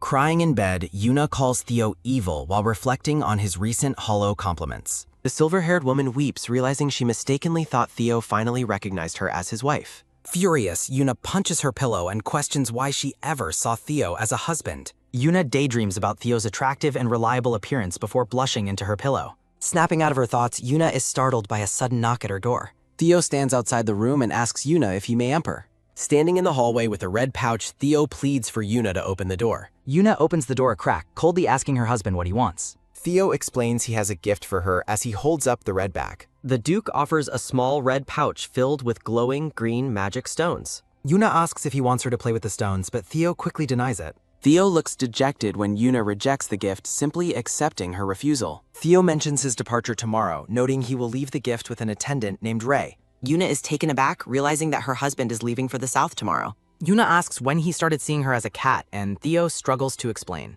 Yuna calls Theo a bear and tells him to forget about their previous conversation. Theo admits he is clumsy like a bear, while Yuna notes his large stature. Theo is impressed she noticed his suppressed instincts, while Yuna worries she insulted him. Theo places his hand on the door, swearing he has never viewed her as a pet. Yuna demands to know why he acted that way if he didn't view her as one. The silver-haired woman waits expectantly for an explanation, her face flushed with emotion. Theo admits he was clumsy, explaining that he simply finds her habits and presence very cute.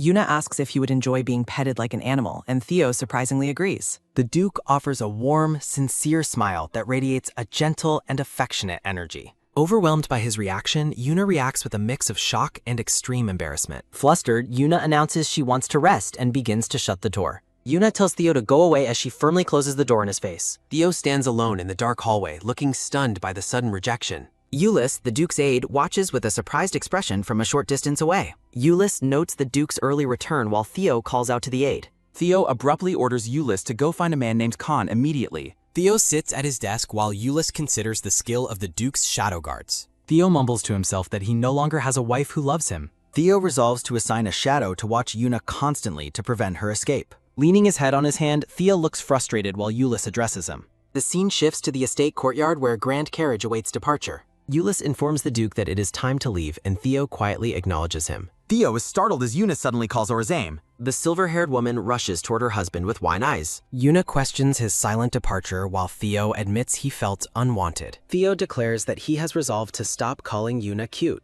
Yuna insists Theo's height makes him more handsome than cute. Wrapping her arms around him, Yuna confidently claims she can do it. Theo reacts with shock as his wife suddenly pulls him into a hug. Wishing him safety, Yuna promises to wait for her husband's return. Theo offers to bring her a souvenir, surprising the silver-haired woman. Yuna blushes as she mentions the warm climate of the south. Yuna requests flowers for the garden, and Theo promises to deliver. The Duke encourages his wife to spend freely during his absence. Looking intense, Theo commands Yuna to stay safely at the estate. Yuna giggles, assuring him she had no plans to leave anyway. Theo mentions a shadow night while his aide frets over classified information. Noticing the time, Yuna gently urges Theo to begin his journey. Theo reaches out, asking for just a moment longer with her. Surrounded by blossoms, the Duke pulls Yuna into a final embrace. Resting against him, Yuna remains silent as they share a quiet moment. The silver-haired woman holds Theo tight as he prepares to leave. A carriage and mounted knights travel down a long, dusty road. Theo gazes out the carriage window with a somber, brooding expression. Sighing deeply, the Duke admits he already wishes to go home. 3 days pass as the estate garden begins to flourish beautifully.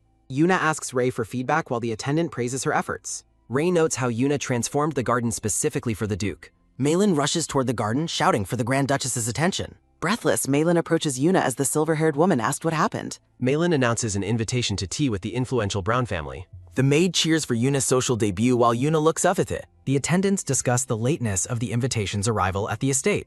Malin insists that social circles will provide information to help Theo. Yuna agrees to attend, her expression full of newfound resolve. The maids celebrate joyfully after Yuna confirms she will attend. Bright sunlight filters through the trees as the women plan for gifts. At an inn, a tired innkeeper rests while a boy sweeps. The bald man is startled by a sudden loud noise outside. Knights burst through the door demanding all the available food. The innkeeper panics as the soldiers order their food to go. Theo finds their behavior excessive while his aide explains their exhaustion. Theo orders a dawn departure despite the aide mentioning the knight's fatigue. Turning away, Theo rejects the offer of dinner and heads upstairs. The brown-haired aide watches the Duke with a deeply perplexed look. Theo tosses his heavy uniform coat onto a nearby chair. The Duke begins to undress after a long cane travel. Walking across the room, Theo looks toward the bed and bot. Theo wonders if Yuna has found the message he left to her. Sitting on the bed, Theo clears his throat while holding us down. Theo speaks into the green magic stone, calling out Yuna's name. Back at the estate, Yuna stares at the glowing stone in confusion. Theo tests the new communication stone by calling out for Yuna. Sitting on her bed, Yuna marvels at how clear Theo's voice sounds. Theo explains that the magical stone allows for instantaneous communication between them. The Duke downplays the rarity of the device after Yuna asks about it. Yuna informs her husband about the tea invitation from the Brown family. Theo reflects on the Brown family's business history while Yuna shares her plans. Yuna mentions her plan to bake chestnut pies, which Theo finds very appealing. Theo laments missing the tasting, and Yuna promises a future batchgram. Relaxing on the bed, Theo listens as Yuna asks about his travel progress. Theo describes his arrival at the inn as Yuna asks about his famine. Yuna suspects the Duke is exhausted after he admits the trip was difficult.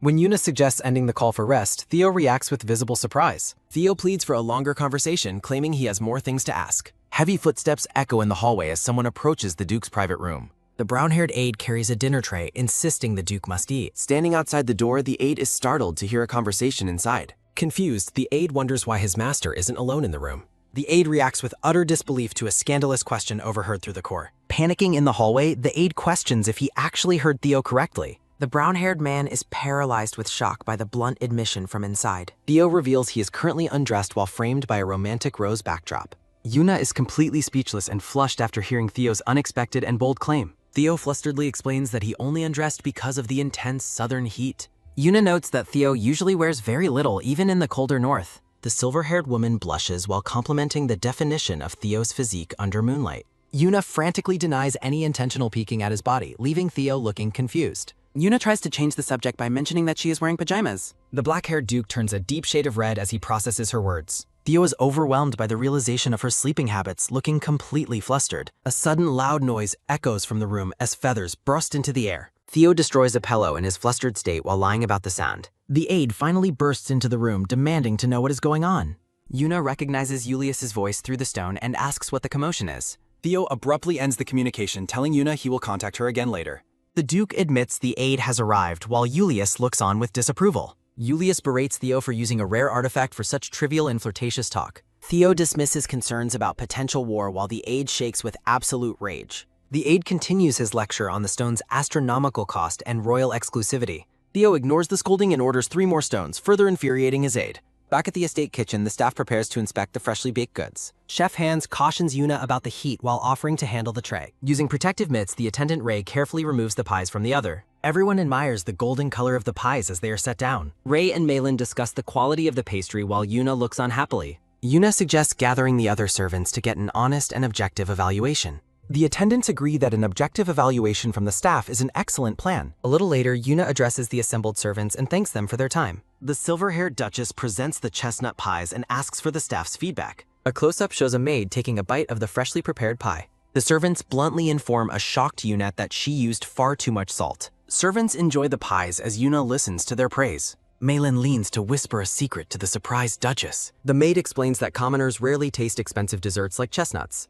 Yuna realizes the staff enjoyed her snack more than she expected. Yuna requests that Chef Hans prepare chestnut pies for the staff. Despite the chef's hesitation, Yuna insists the baking must proceed immediately. The silver-haired woman authorizes unlimited dessert production regardless of the expense. Citing Theo's permission to spend freely, Yuna shocks the worried mates. The silver-haired woman glows with joy at her generous plan. Yuna encourages the staff to work together and eat well. Eager to help, the maids offer their skills to the Duchess. The scene shifts to the grand gardens of the Brown estate. A woman in green declares the table settings to be perfect. Emily Brown plans to humiliate the Grand Duchess during the party. The brown-haired woman anticipates meeting her rival for the first time. Mocking Yuna's appearance, Emily prepares to show the Duchess her place. Revenge for Gazelle is declared amidst a dark, swirling energy. Gazelle sobs to Emily about her family's sudden and tragic ruin. The purple-haired woman blames the Grand Duchess for her husband's misery. Gazelle details how Duke Theo violently attacked her husband over Yuna. Recounting the loss of her family's magic stone, Gizel continues crying. Emily looks on with concern as Gazelle blames Yuna for everything. Resolving to act, Emily promises the sobbing Gazelle she will seek revenge. Guests suggest the garden will intimidate the arriving Grand Duchess. The noblewomen mock Yuna's upbringing while sitting at the dessert-laden table. A servant announces Yuna's arrival, prompting Emily to command her entrance. Long silver locks flow as the Grand Duchess enters the party. Yuna appears looking stunningly beautiful in her elegant yellow gown. The seated noblewomen stare at the Duchess with expressions of shock. Utter silence falls as the guests process Yuna's unexpected beauty. Emily panics, ordering her friends to remain seated and ignore Yuna. Emily hopes that ignoring the greeting will humiliate the Grand Duchess. The brown-haired woman is startled as Yuna reaches out toward her. The silver-haired woman beams with a radiant and friendly smile. Flustered by Yuna's charm, Emily struggles to maintain her composure. Yuna offers her thanks while Emily awkwardly directs her Nasette. A hand gestures toward the table as the party finally begins. The noblewomen snicker as Yuna is seated at the very end. The host believes the lowly seat will wound the Duchess's pride. Emily looks suspicious as Yuna suddenly announces she has a request. The Duchess requests additional chairs for the other members of her party. Emily is horrified as Yuna suggests seating her maids at the table. Emily recognizes Malin as the high-ranking aide Ulysses' younger sister. Yuna introduces Ray while Emily trembles with visible frustration and rage. Ray declines the seat, but Yuna insists on prioritizing her comfort. Yuna offers to trade places with Ray, leaving Emily completely appalled. Emily fumes, feeling insulted by Yuna's casual disregard for noble etiquette. The women sit as Emily resolves to stay on her god. With a forced smile, Emily welcomes the women to her party. Emily asks if this is Yuna's first social outing while Yuna nods. Mary finds it strange that the Grand Duchess hasn't received many invitations previously. Emily worries that rumors might spread about the Duchess not fitting in with nobility. Marin fumes, thinking it is their fault for never sending an invitation to Yuna. Yuna happily expresses her excitement, noting this is her first invitation from Madame Emily. The silver-haired woman feels as though she is visiting a friend's home for tea. The host looks taken aback by Yuna's casual use of the word friend. Emily suggests they call the Duchess by her first name, Eulina, to be more friendly. Mayrin realizes they are trying to embarrass her mistress, while Yuna innocently agrees. Beaming with joy, Yuna asks the other noblewomen for the names. The blue-haired woman introduces herself with a nervous expression as Teresa Smith. Looking quite flustered, the green-haired noblewoman asks to be called Chloe. The orange-haired woman hesitantly introduces herself as Mary to the Duchess. Elegant portraits display the names of the guests: Emily, Teresa, Mary, and Chloe. With a radiant and genuine smile, the silver-haired woman introduces herself as Yuna. Emily panics internally, fearing she is losing control of the social situation. Attempting to reset the mood, Emily suggests they enjoy their tea before it cools. The women settle into their seats as the garden party officially begins. A cup of tea tilts precariously as Yuna gasps in sudden alarm. Moving with incredible speed, the red-haired attendant catches the falling cup behind Teresa. Ray calmly advises the startled noblewoman to be more careful with her drink. Teresa blushes deeply while thanking the attendant for her swift intervention. Ray informs her mistress that she will fetch the gifts as Yuna thanks her. Mary questions Ray's lack of a family name, but Emily dismisses her as just a maid. Yuna proudly clarifies that Ray is not just a maid, but also a knight. Yuna explains that Ray was knighted for her talent during the war alongside the Duke. When Chloe asks why a knight works as a maid, Marin explains it is by choice. Emily regrets not offering a seat to Ray now that she knows her true stars. The brown-haired host takes a bite of the chestnut pie Uniger. Emily finds the pie decent, despite thinking it is a bit dry and overly seasoned. Emily resolves to find a fault with the food as Yuna asks for her opinion. Following Emily's lead, Teresa and Mary claim the pie is very difficult to swallow. Emily bluntly informs the Duchess that the seasoning is too strong and the pastry dry. Mary is confused, recalling that the pie tasted perfectly fine when she tried it earlier. After another bite, Mary realizes the dessert is actually delicious and looks completely bewildered. Emily reminisces about the superior cake served at her own grand wedding.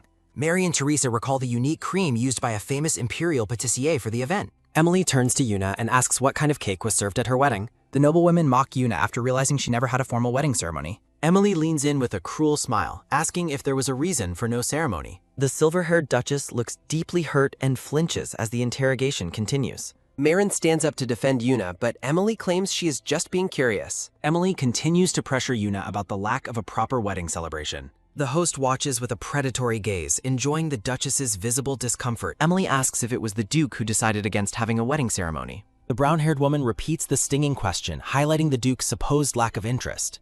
Emily pities the Duchess for being stuck in what she calls a loveless marriage. Emily boasts about the grand weddings and expensive rings she and her friends received. Looking down on Yuna, Emily remarks how sad it is to not be loved by a husband. Marin slams her hands on the table, asking if the women aren't being too harsh. As Marin prepares to shout, Yuna gently stops her and insists she is fine. At the garden party, Yuna explains that she and the Grand Duke married without knowing each other's faces or holding a ceremony. Blushing softly, the silver-haired Duchess admits she wants to learn love because they married without it. Yuna tells the stunned noblewoman that even holding hands has been a difficult milestone for the couple. The scene shifts to a memory of a bright day at the market. With an excited expression, Yuna reveals that she finally worked up the courage to hold his hand. The noblewomen react with utter shock to the Duchess's bold admission of romantic progress. Yuna explains that since the Duke agreed to go out again, she doesn't think he disliked the gesture. The brown-haired host, Emily, is visibly shaken by the revelation of the Duke's gentle side. Narrative text highlights that the cold and blunt Grand Duke's acceptance signals his deep happiness. Emily declares the Duke must have been thrilled, prompting Yuna to mention they even hugged recently. The guests are floored by the news, noting the relationship is progressing much faster than expected. The silver-haired woman admits to a curious Teresa that she was the one who initiated the hug.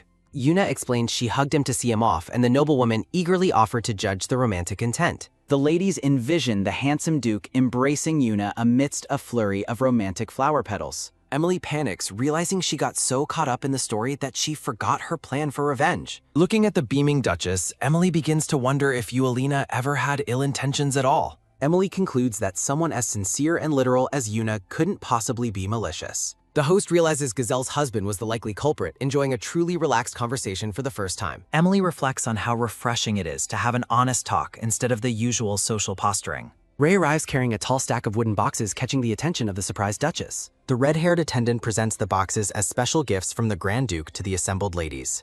The noblewomen are breathless to find limited edition Armand plates, of which fewer than 50 are made annually. Ray nonchalantly claims she forgot the Duke's order to bring the gifts earlier that morning. Mary realizes the forgetfulness was a calculated move to ensure the gifts made a grand impact. If presented with the pie, the plates would have been ignored. The late arrival was a masterful social play. Yuna is deeply moved that Theo prepared gifts for her friends despite his busy travel schedule. Standing up with newfound humility, Emily tells the Duchess that she is the one who needs advice. The brown-haired woman sadly confesses that her own husband has never shown her such public consideration. Emily bows her head, apologizing for her previous rudeness and genuinely praising the delicious chestnut pie. Mary and the others offer their sincere apologies, but a cheerful Yuna insists she had a wonderful time. The silver-haired woman asks why they are acting as if this is their final meeting. Beaming with gratitude, Yuna thanks the women for sincerely listening to her personal stories. Yuna takes Emily's hand, cementing their friendship and leaving the host touched by her kindness. The Duchess suggests a future gathering at her estate, eager to learn gardening tips from Emily. Yuna asks if they will be willing to hear more stories about her husband during their next meeting.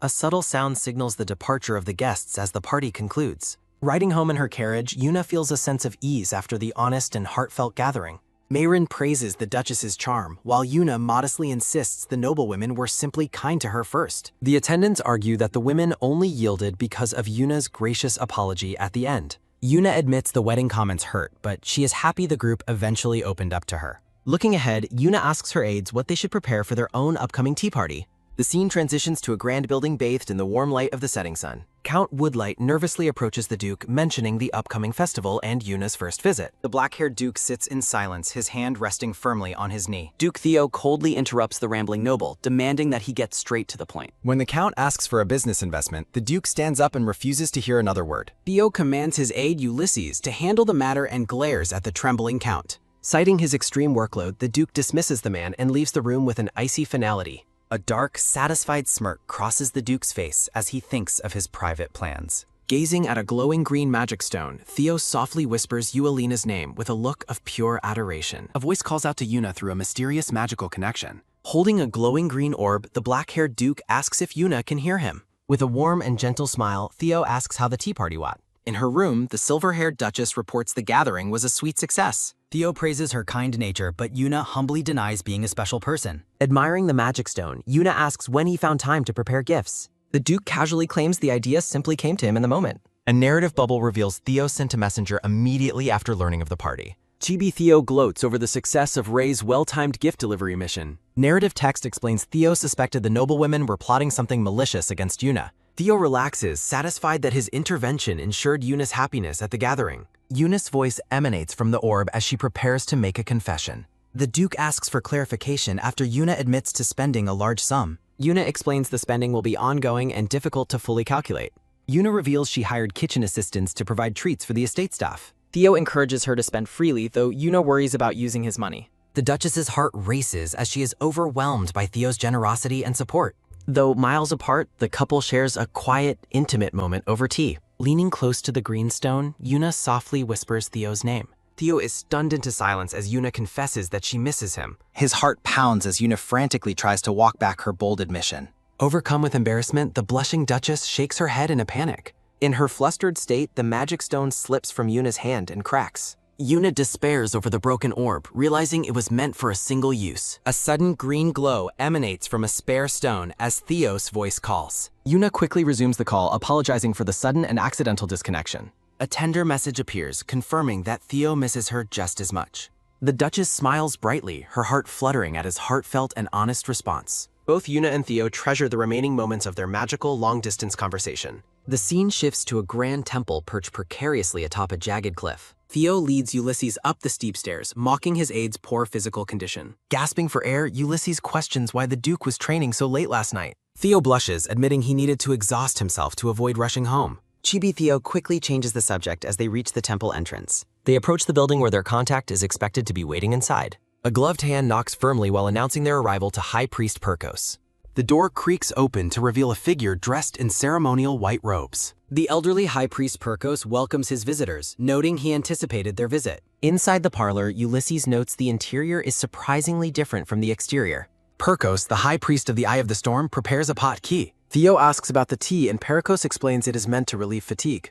Sipping the brew, Theo notes the taste is remarkably similar to Ya's tea. Perkos cuts to the chase, asking for the true reason for their visit. Theo remains cautious, wondering if the man who provided the intel is trustworthy. Theo is surprised when Perkos mentions the theft of the holy water first. A tense silence falls as the priest sets down his cup of tea. Narrative text suggests that the power of Goddess Daphne is beginning to fade. Perkos takes another slow, calculated sip of his tea without saying a word. Theo observes that the elderly priest is proving difficult to read and persuade. The Duke hopes Perkos possesses forbidden knowledge that other priests do not have. The elderly priest remarks on the irony of his popular title. Theo and Ulysses are stunned when the priest reveals he is 25. The white-haired man explains the temporal distortions at the temple's location. Narrative text details the priest's departure from the Eye of the Storm. Memories of a snowy palace are left behind as the scene shifts. Duke Theo expresses his deep skepticism regarding the priest's mysterious claims. The High Priest acknowledges his limited knowledge and leaves belief to Theo. Theo inquires if Yuna's powers will simply vanish upon restoring the water. The priest drops a bombshell, warning that Yuna herself might also disappear. Lore implies a saintess typically vanishes once her holy duty is fulfilled. A stern silence falls as the weight of the revelation sinks in. Perkos admits that forbidden texts offer no clues about the saintess's fate. The black-haired Duke is visibly shaken by the potential loss of Yuna. Theo reflects on the possibility of Yuna becoming a normal human again. He considers if this change would finally allow them to flee bias. Theo envisions a peaceful life walking hand in hand with his beloved Duchess. Realizing Yuna might vanish entirely, Theo clenches his fist in silent agony. High Priest Perkos signals that his assistance has reached its limit. The priest reveals he helped Theo because of a debt to Camilla. Theo is stunned that his grandmother is friends with the High Priest. Perkos notes the frequent inquiries he receives regarding the saintess's origins. The priest frames his words as a threat against those seeking power. Ulysses realizes the priest suspects Theo of coveting the saintess's divine strength. Descending the temple stairs, Theo considers clearing up the priest's misunderstanding. Ulysses confirms the detail regarding the High Priest's favor to Lady Camilla. Theo orders Ulysses to arrange an immediate meeting with his grandmother. The scene shifts to the grand and sprawling estate of Lady Camilla. Estate of Lady Camilla. A blonde noblewoman asks her butler about the expected arrival of her guest. Lady Camilla notes it has been 5 long years since their last meeting. Looking into a mirror, Camilla scoffs at her grandson's persistent, self-willed nature. A memory begins as Camilla bursts into a room shouting for Theo. Camilla is horrified to find a young, bloodied Theo covered in bandages. The doctor explains that Theo's tortured, amputated arm was only recently reattached. Despite his critical condition, the young Duke insists on returning to war.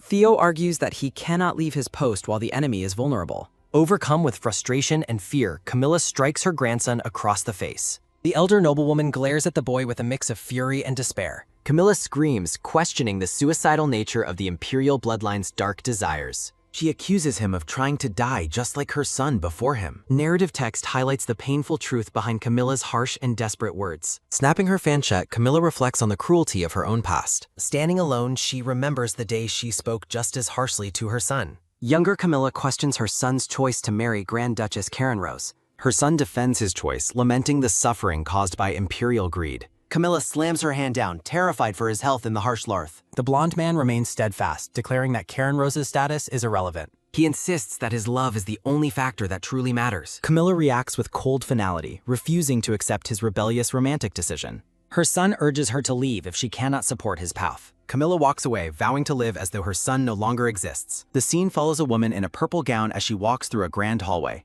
10 years pass as the scene shifts to a palace where a butler announces a letter from the north. A close-up reveals a wide blue eye filled with sudden and intense shock. Trembling with visible emotion, the noblewoman grips the newly arrived letter with shaking hands. When the butler offers to prepare a carriage, the woman coldly dismisses the idea and tells him to forget it. Lady Camilla reflects on her past, wondering if things would be different if she had been kinder to Karen Rose. The butler stands silently behind the pensive blonde noblewoman as she remains lost in her thoughts. The black-haired Duke Theo enters the room with a confident stride and a calm expression. Holding a cup of tea, Camilla asks her grandson what purpose has brought him to her estate. She remarks that it is quite strange for him to visit her first after so much time. Theo and Camilla sit across from each other at a small table to share a formal tea service. The Duke gets straight to the point, announcing that he is here to propose a deal. Theo looks at his grandmother as he mentions his interest in magic stones or other resources. He explains that he heard High Priest Perkos owes her a favor and asks what she wants in exchange. A portrait of the elderly High Priest Perkos appears as Theo asks her to command the man to help him. Camilla questions if Theo has heard of the Saintess and if he is targeting the imperial throne. The blonde noblewoman looks at her grandson with a surprised and questioning, "Huh?" Narrative text explains the Emperor of Bios has a bedridden son and a young princess as heirs. A thought bubble reveals Camilla's suspicion that Theo plans to seize the throne using the Saintess's power. Camilla gazes at Theo with a stern and analytical look, trying to uncover his true motive. Setting down his teacup with a sharp click, Theo flatly declares he has no interest in the throne. The Duke clarifies that he doesn't want her power. He wants to ensure nobody else can exploit it.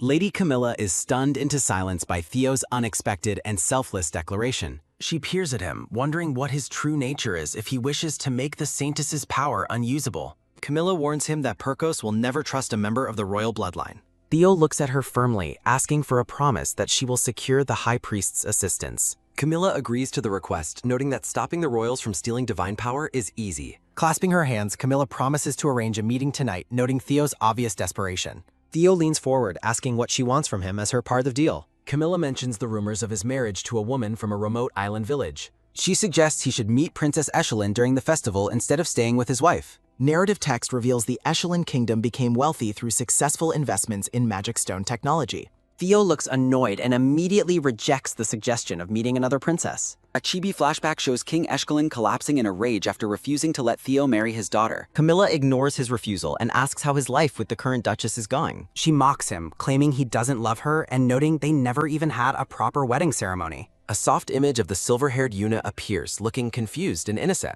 Theo is struck with a wave of guilt, realizing he was thoughtless regarding Yuna's first marriage. When the Duke suddenly declares they will have a wedding, Camilla looks at him in complete shock. Blushing slightly, Theo clarifies that they will hold the wedding ceremony as soon as they return home. Chibi versions of the two characters stare at each other with looks of mutual confusion. Camilla tells him she'd rather have magic stones, as she already has plenty of money. A chibi Theo tries to pivot the conversation toward the idea of a business investment. The chibi noblewoman laughs and repeats that she has more than enough wealth. Crossing her arms, Camilla notes that their deal won't be valid unless he offers something better. Grumbling that she is a sly old hag, Theo reluctantly agrees to send her a wedding invitation. The Duke ends the conversation with a look of finality, satisfied that the deal is struck. Before leaving, Theo asks if the lilies in the garden were grown using magic stones. Camilla explains she grows them naturally because magic-assisted flowers lose their scent. Theo stands up and decides to take some flowers with him, leaving Camilla wondering why he wants them. The black-haired man smiles warmly while thinking about a promise he made. A blonde woman is shocked to hear he is giving his wife flowers. Several noblewomen are gathered for a tea party at a round garden table. The silver-haired duchess welcomes her guests and asks for feedback on her decorations. The brown-haired woman, Emily, thoughtfully considers the duchess's decor choices. Emily notes the round table is excellent because it lacks a head seat. Emily suggests that the wood choice for the table still needs some improvement. Emily tells Yulina that the current garden setup suits her personality perfectly. The group agrees that the round table fosters a sense of close conversation. The blue-haired lady brushes back her hair and asks Yulina about Tamarin. The women share a lighthearted and cheerful moment together over their tea. Emily suggests that since they meet often, they should name their social group. Yulina is absolutely delighted by the idea of giving their group a name. The orange-haired lady, Mary, proposes this simple and cute name, Teepee. The group likes the name because they always share tea and kai. The ladies express their unanimous approval of the lovely new name for their gathering. A red-haired knight arrives to inform Yelena that Marquise Giselle has come. Both Yelena and Emily are visibly surprised by Giselle's unexpected and sudden visit. A flashback shows Emily defending Yelena, insisting she is not a bad person. Emily explains she had mentioned her visit to Yelena to her friend Giselle. Yelena assumes Giselle was curious and welcomes the news with a bright smile. Marquise Giselle, a woman with curly red hair, stands at the garden gate. Emily greets Giselle and asks why she arrived without giving any prior notice. Giselle claims she was simply curious about what kind of person the Duchess is. Emily internally hopes this face-to-face meeting will resolve any past misunderstandings. Giselle sits down abruptly, startling both Yelena and Emily with her bold behavior. Yelena greets her politely while Giselle introduces herself with a sharp, calculating look. Giselle offers a cold thanks for being welcomed on such short notice. Yelena warmly says that any friend of Emily's is always welcome at her home. Giselle smirks and insultingly asks if children were responsible for the garden's decorations. Shocked by the blatant rudeness, Yelena asks the Marchioness to repeat herself. Giselle laughs and calls the trees mismatched and the flower colors tacky. Giselle critiques the round table, claiming it makes seating etiquette impossible to follow. Emily slaps her hand on the table and tells Giselle she is being harsh. Emily defends the table as Mary adds that she wants to buy one too. The blue-haired and green-haired women defend the garden's beauty to a worried Yelena. Giselle wonders to herself if Yelena bribed the noble ladies to side with her. A set of decorative plates is shown in a box as Giselle scoffs. Giselle internally dismisses the value of the gift, calling the entire situation pathetic. Giselle asks Yelena if the Duke recently attended the Severin Festival. Giselle questions if his attendance was motivated by the presence of Princess Echelon. Giselle condescendingly assumes Yelena has no idea who Princess Echelon is. Beautiful blonde princesses are shown in a vision of the kingdom of Echelon. Giselle claims the Duke once proposed to Princess Echelon, shocking the silver-haired Duchess. Giselle adds that he even staged a protest for her hand years ago. Giselle dismissively shrugs and says it's all in the past since he is married. Emily stands up angrily as Giselle mentions the Duke leaving Yelena behind. Emily points toward the exit and demands that Giselle leave the garden immediately. The other ladies back Emily, telling Giselle to leave for her mean comments.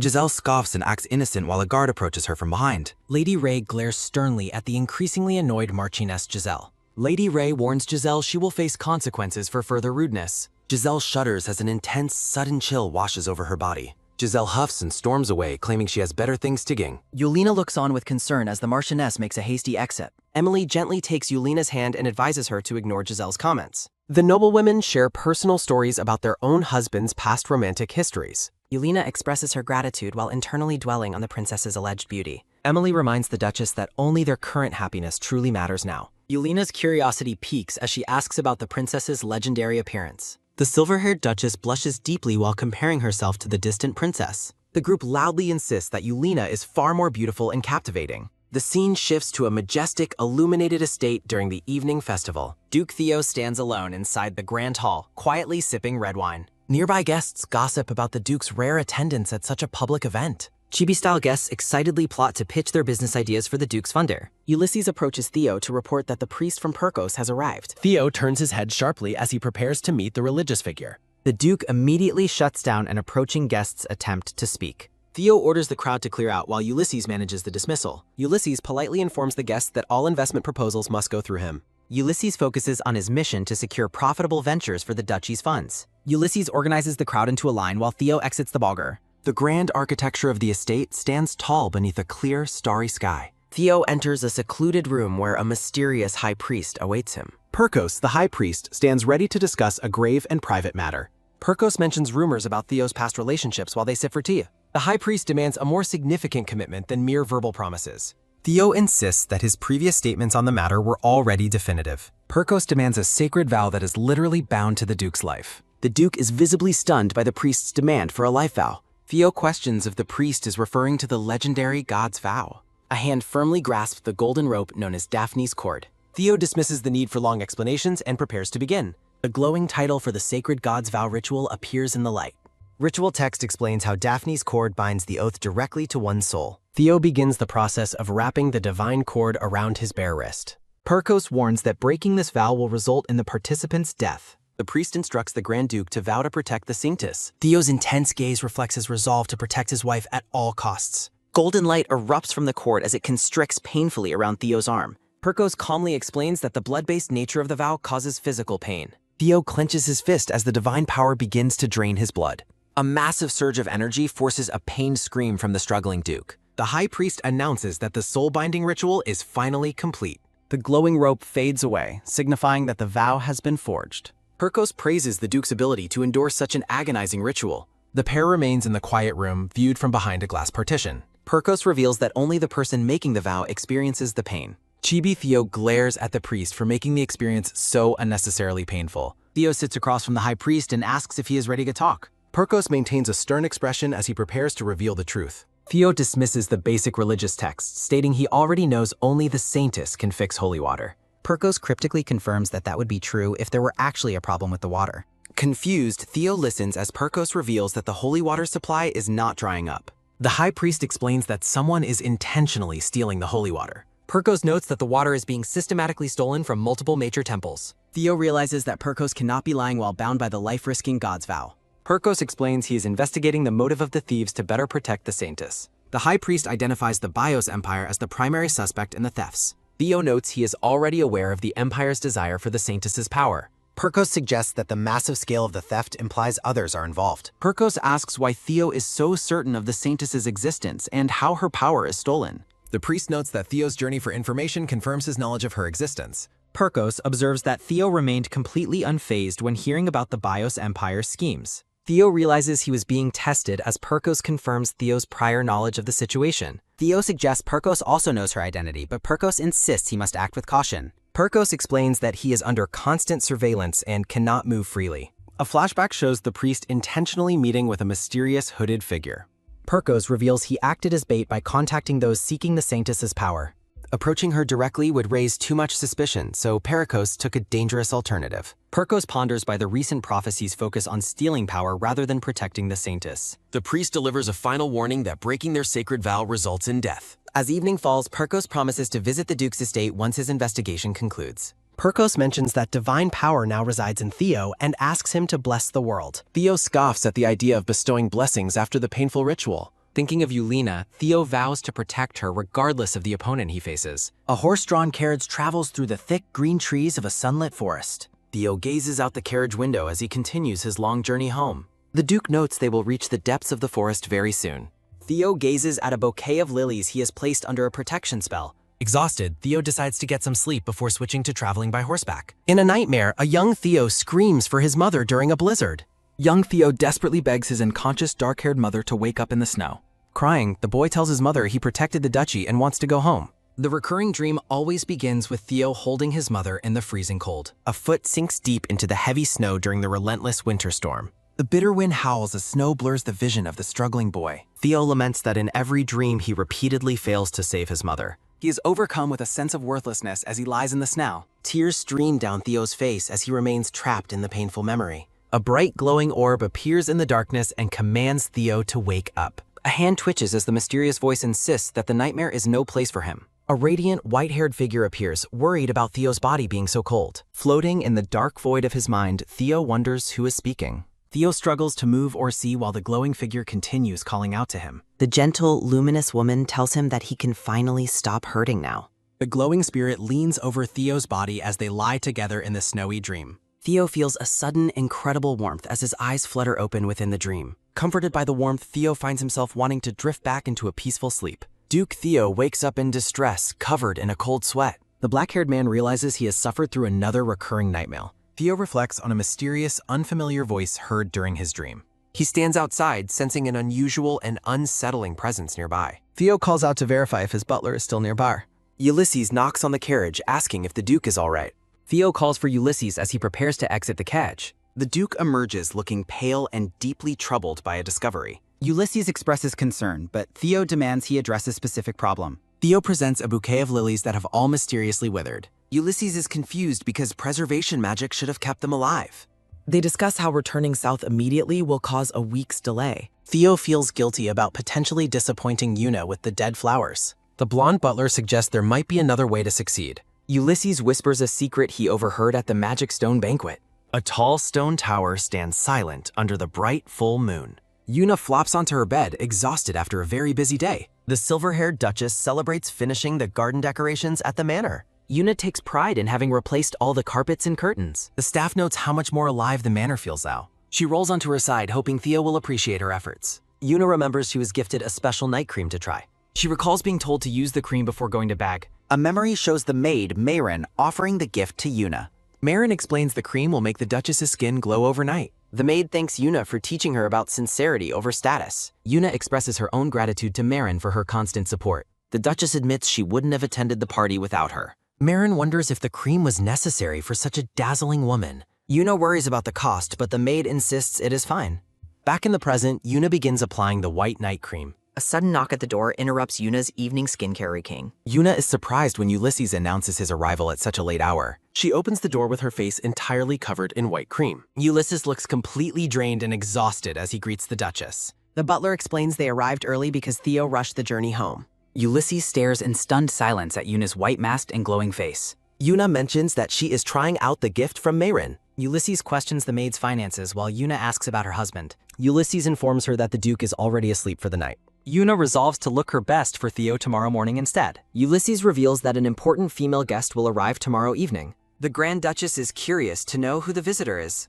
A heavy silence falls as Yuna processes the identity of the guest. Ulysses explains the guest needs attention, but Theo will handle everything. The butler bows and prepares to depart for his own rest. Walking away, Ulysses struggles to remember a detail he forgot to mention. The chibi butler decides the forgotten detail is likely nothing very important. Standing alone, Yuna begins to dwell on the name of the princess. Yuna wonders if the arriving guest is actually Theo's first love. A ship sails across the shimmering water under a bright sky. Horse-drawn carriages and supplies fill the bustling harbor at the docks. Ulysses sighs about his lack of sleep while Duke Theo remains stoic. The butler shouts that the Duke witnessed the manor state as well. Theo looks pensive and remains silent after his butler's outburst. A flashback reveals the pair admiring the vibrant garden the night before. Sensing a presence, the black-haired man calls out to his hidden card. Khan appears and reports that he is following his given orders. The Shadow reports that the Grand Duchess worked hard on the matter. A moonlit garden stands quiet, featuring a large and ornate glass greenhouse. The guard mentions that Yuna has improved her chestnut pie recipe. Duke Theo commands his shadow to ensure he never sees Giselle again.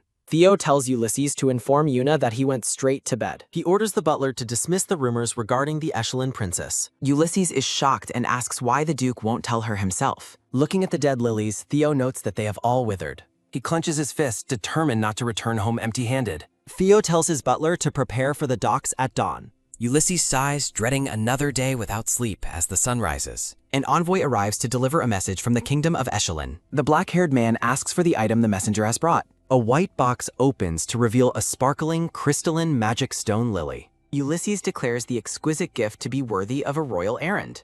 The messenger explains the item was a tribute for the imperial family. Sniffing the flower, Theo dismisses it because it lacks a natural scent. The chibi butler explodes in anger over his master's extreme pickiness. He screams about the high cost of the scentless magic stone flowers. The chibi messenger quickly departs, hoping they care for the princess. Narrative text announces the scene has shifted to the Brown residence estate. Two noble women gossip about the Duke rushing home for his honeymoon phase. A group of friends gathers for an outdoor tea party in the garden.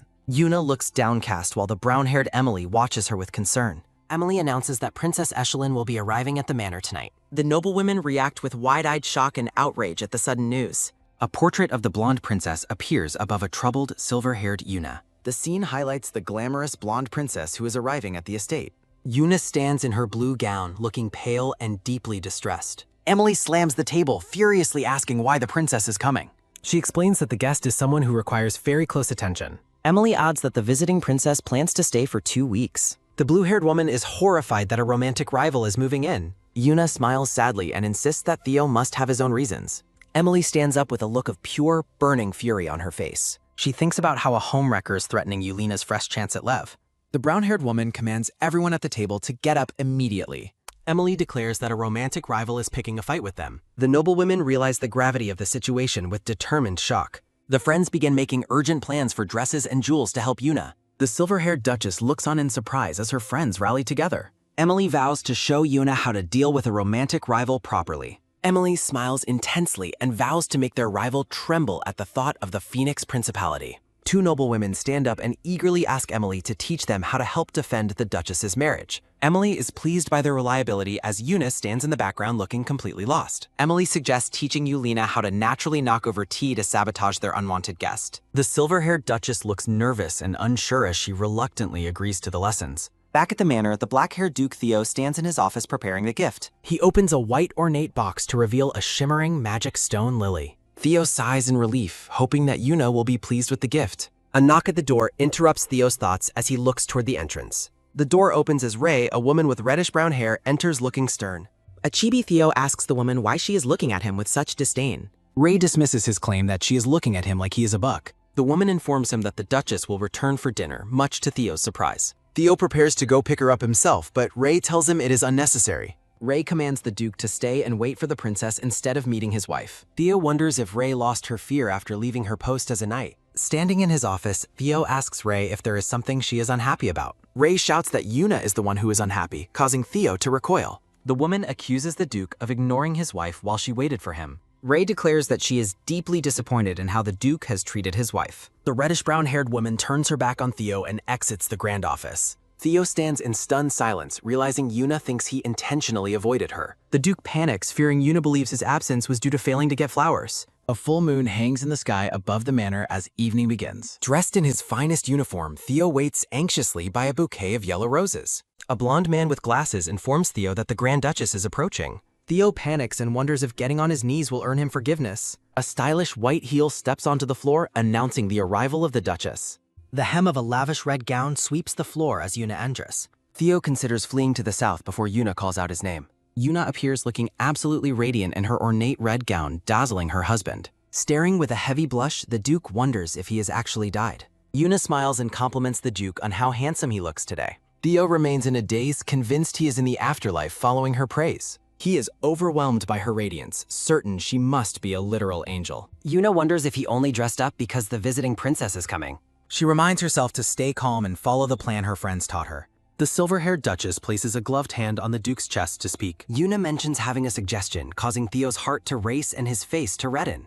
Yuna explains that she heard an important foreign guest is arriving soon. Theo struggles for composure as he confirms that the princess will be arriving. The silver-haired woman leans closer, determined to follow her friend's tactics. Theo is frozen in utter shock after hearing the Duchess's unexpected proposal. The black-haired man's face flushes deeper as he processes the implication of her words. Theo imagines Yuna in bed, wondering if she just asked to sleep together. Accompanied by imaginary cherubs, a blissful Theo is convinced he is in heaven. The Duke nearly faints from happiness, much to the silver-haired woman's confusion. Yuna's perspective reveals she suggested sharing a room for appearances to make him happy. Yuna is actually trembling with nerves, wondering why Theo seems so unbothered.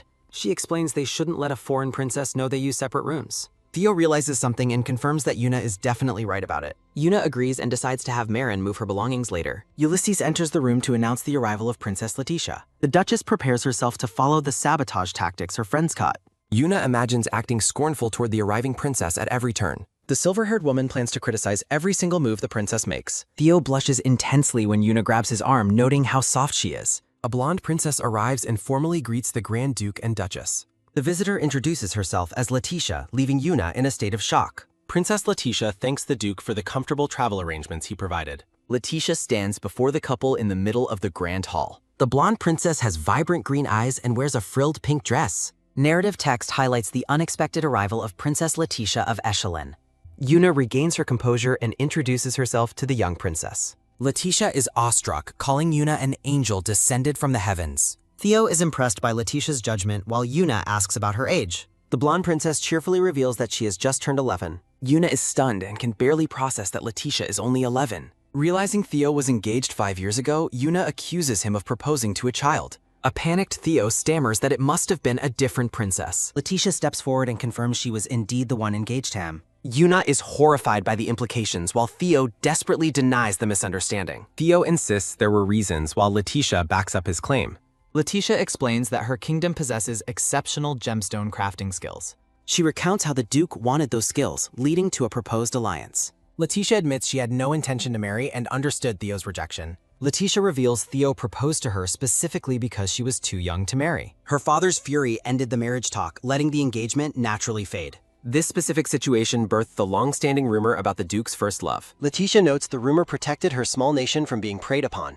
Yuna apologizes for her curiosity, but Letitia insists it was perfectly natural. The young princess smiles, happy to have cleared up the misunderstanding. Yuna is struck by how mature the 11-year-old girl seems to be. Yuna notes that children her age usually just run around and play. Princess Letitia lets out a small, tired sigh. At dinner, the trio exchanges pleasantries as they prepare to eat their meal. Theo serves Yuna a roll, and she smiles while thanking her husband. The young princess watches the couple intently as they begin their dinner. Letitia stares as the black-haired Duke takes a sip of his wine. Yuna continues eating her dinner, unaware of the young girl's scrutiny. Letitia looks at the Duchess with a deep blush on her face. The blonde girl looks flustered while watching Yuna eat her meal. Yuna notices and encourages the princess to eat more comfortably. Letitia smiles and claims she is fine, though Yuna remains skeptical. Theo places a plate of meat in front of Yuna, urging her to eat. Yuna offers Letitia pre-cut food, suggesting it might be easier for her. Yuna claims Theo likes pre-cut food too, leaving him extremely confused. Yuna winks and a delighted Theo immediately offers to cut everyone's food. Letitia explains that her nanny is here, but her family remains abroad. Letitia clarifies that it was her sister who attended the Southern Festival.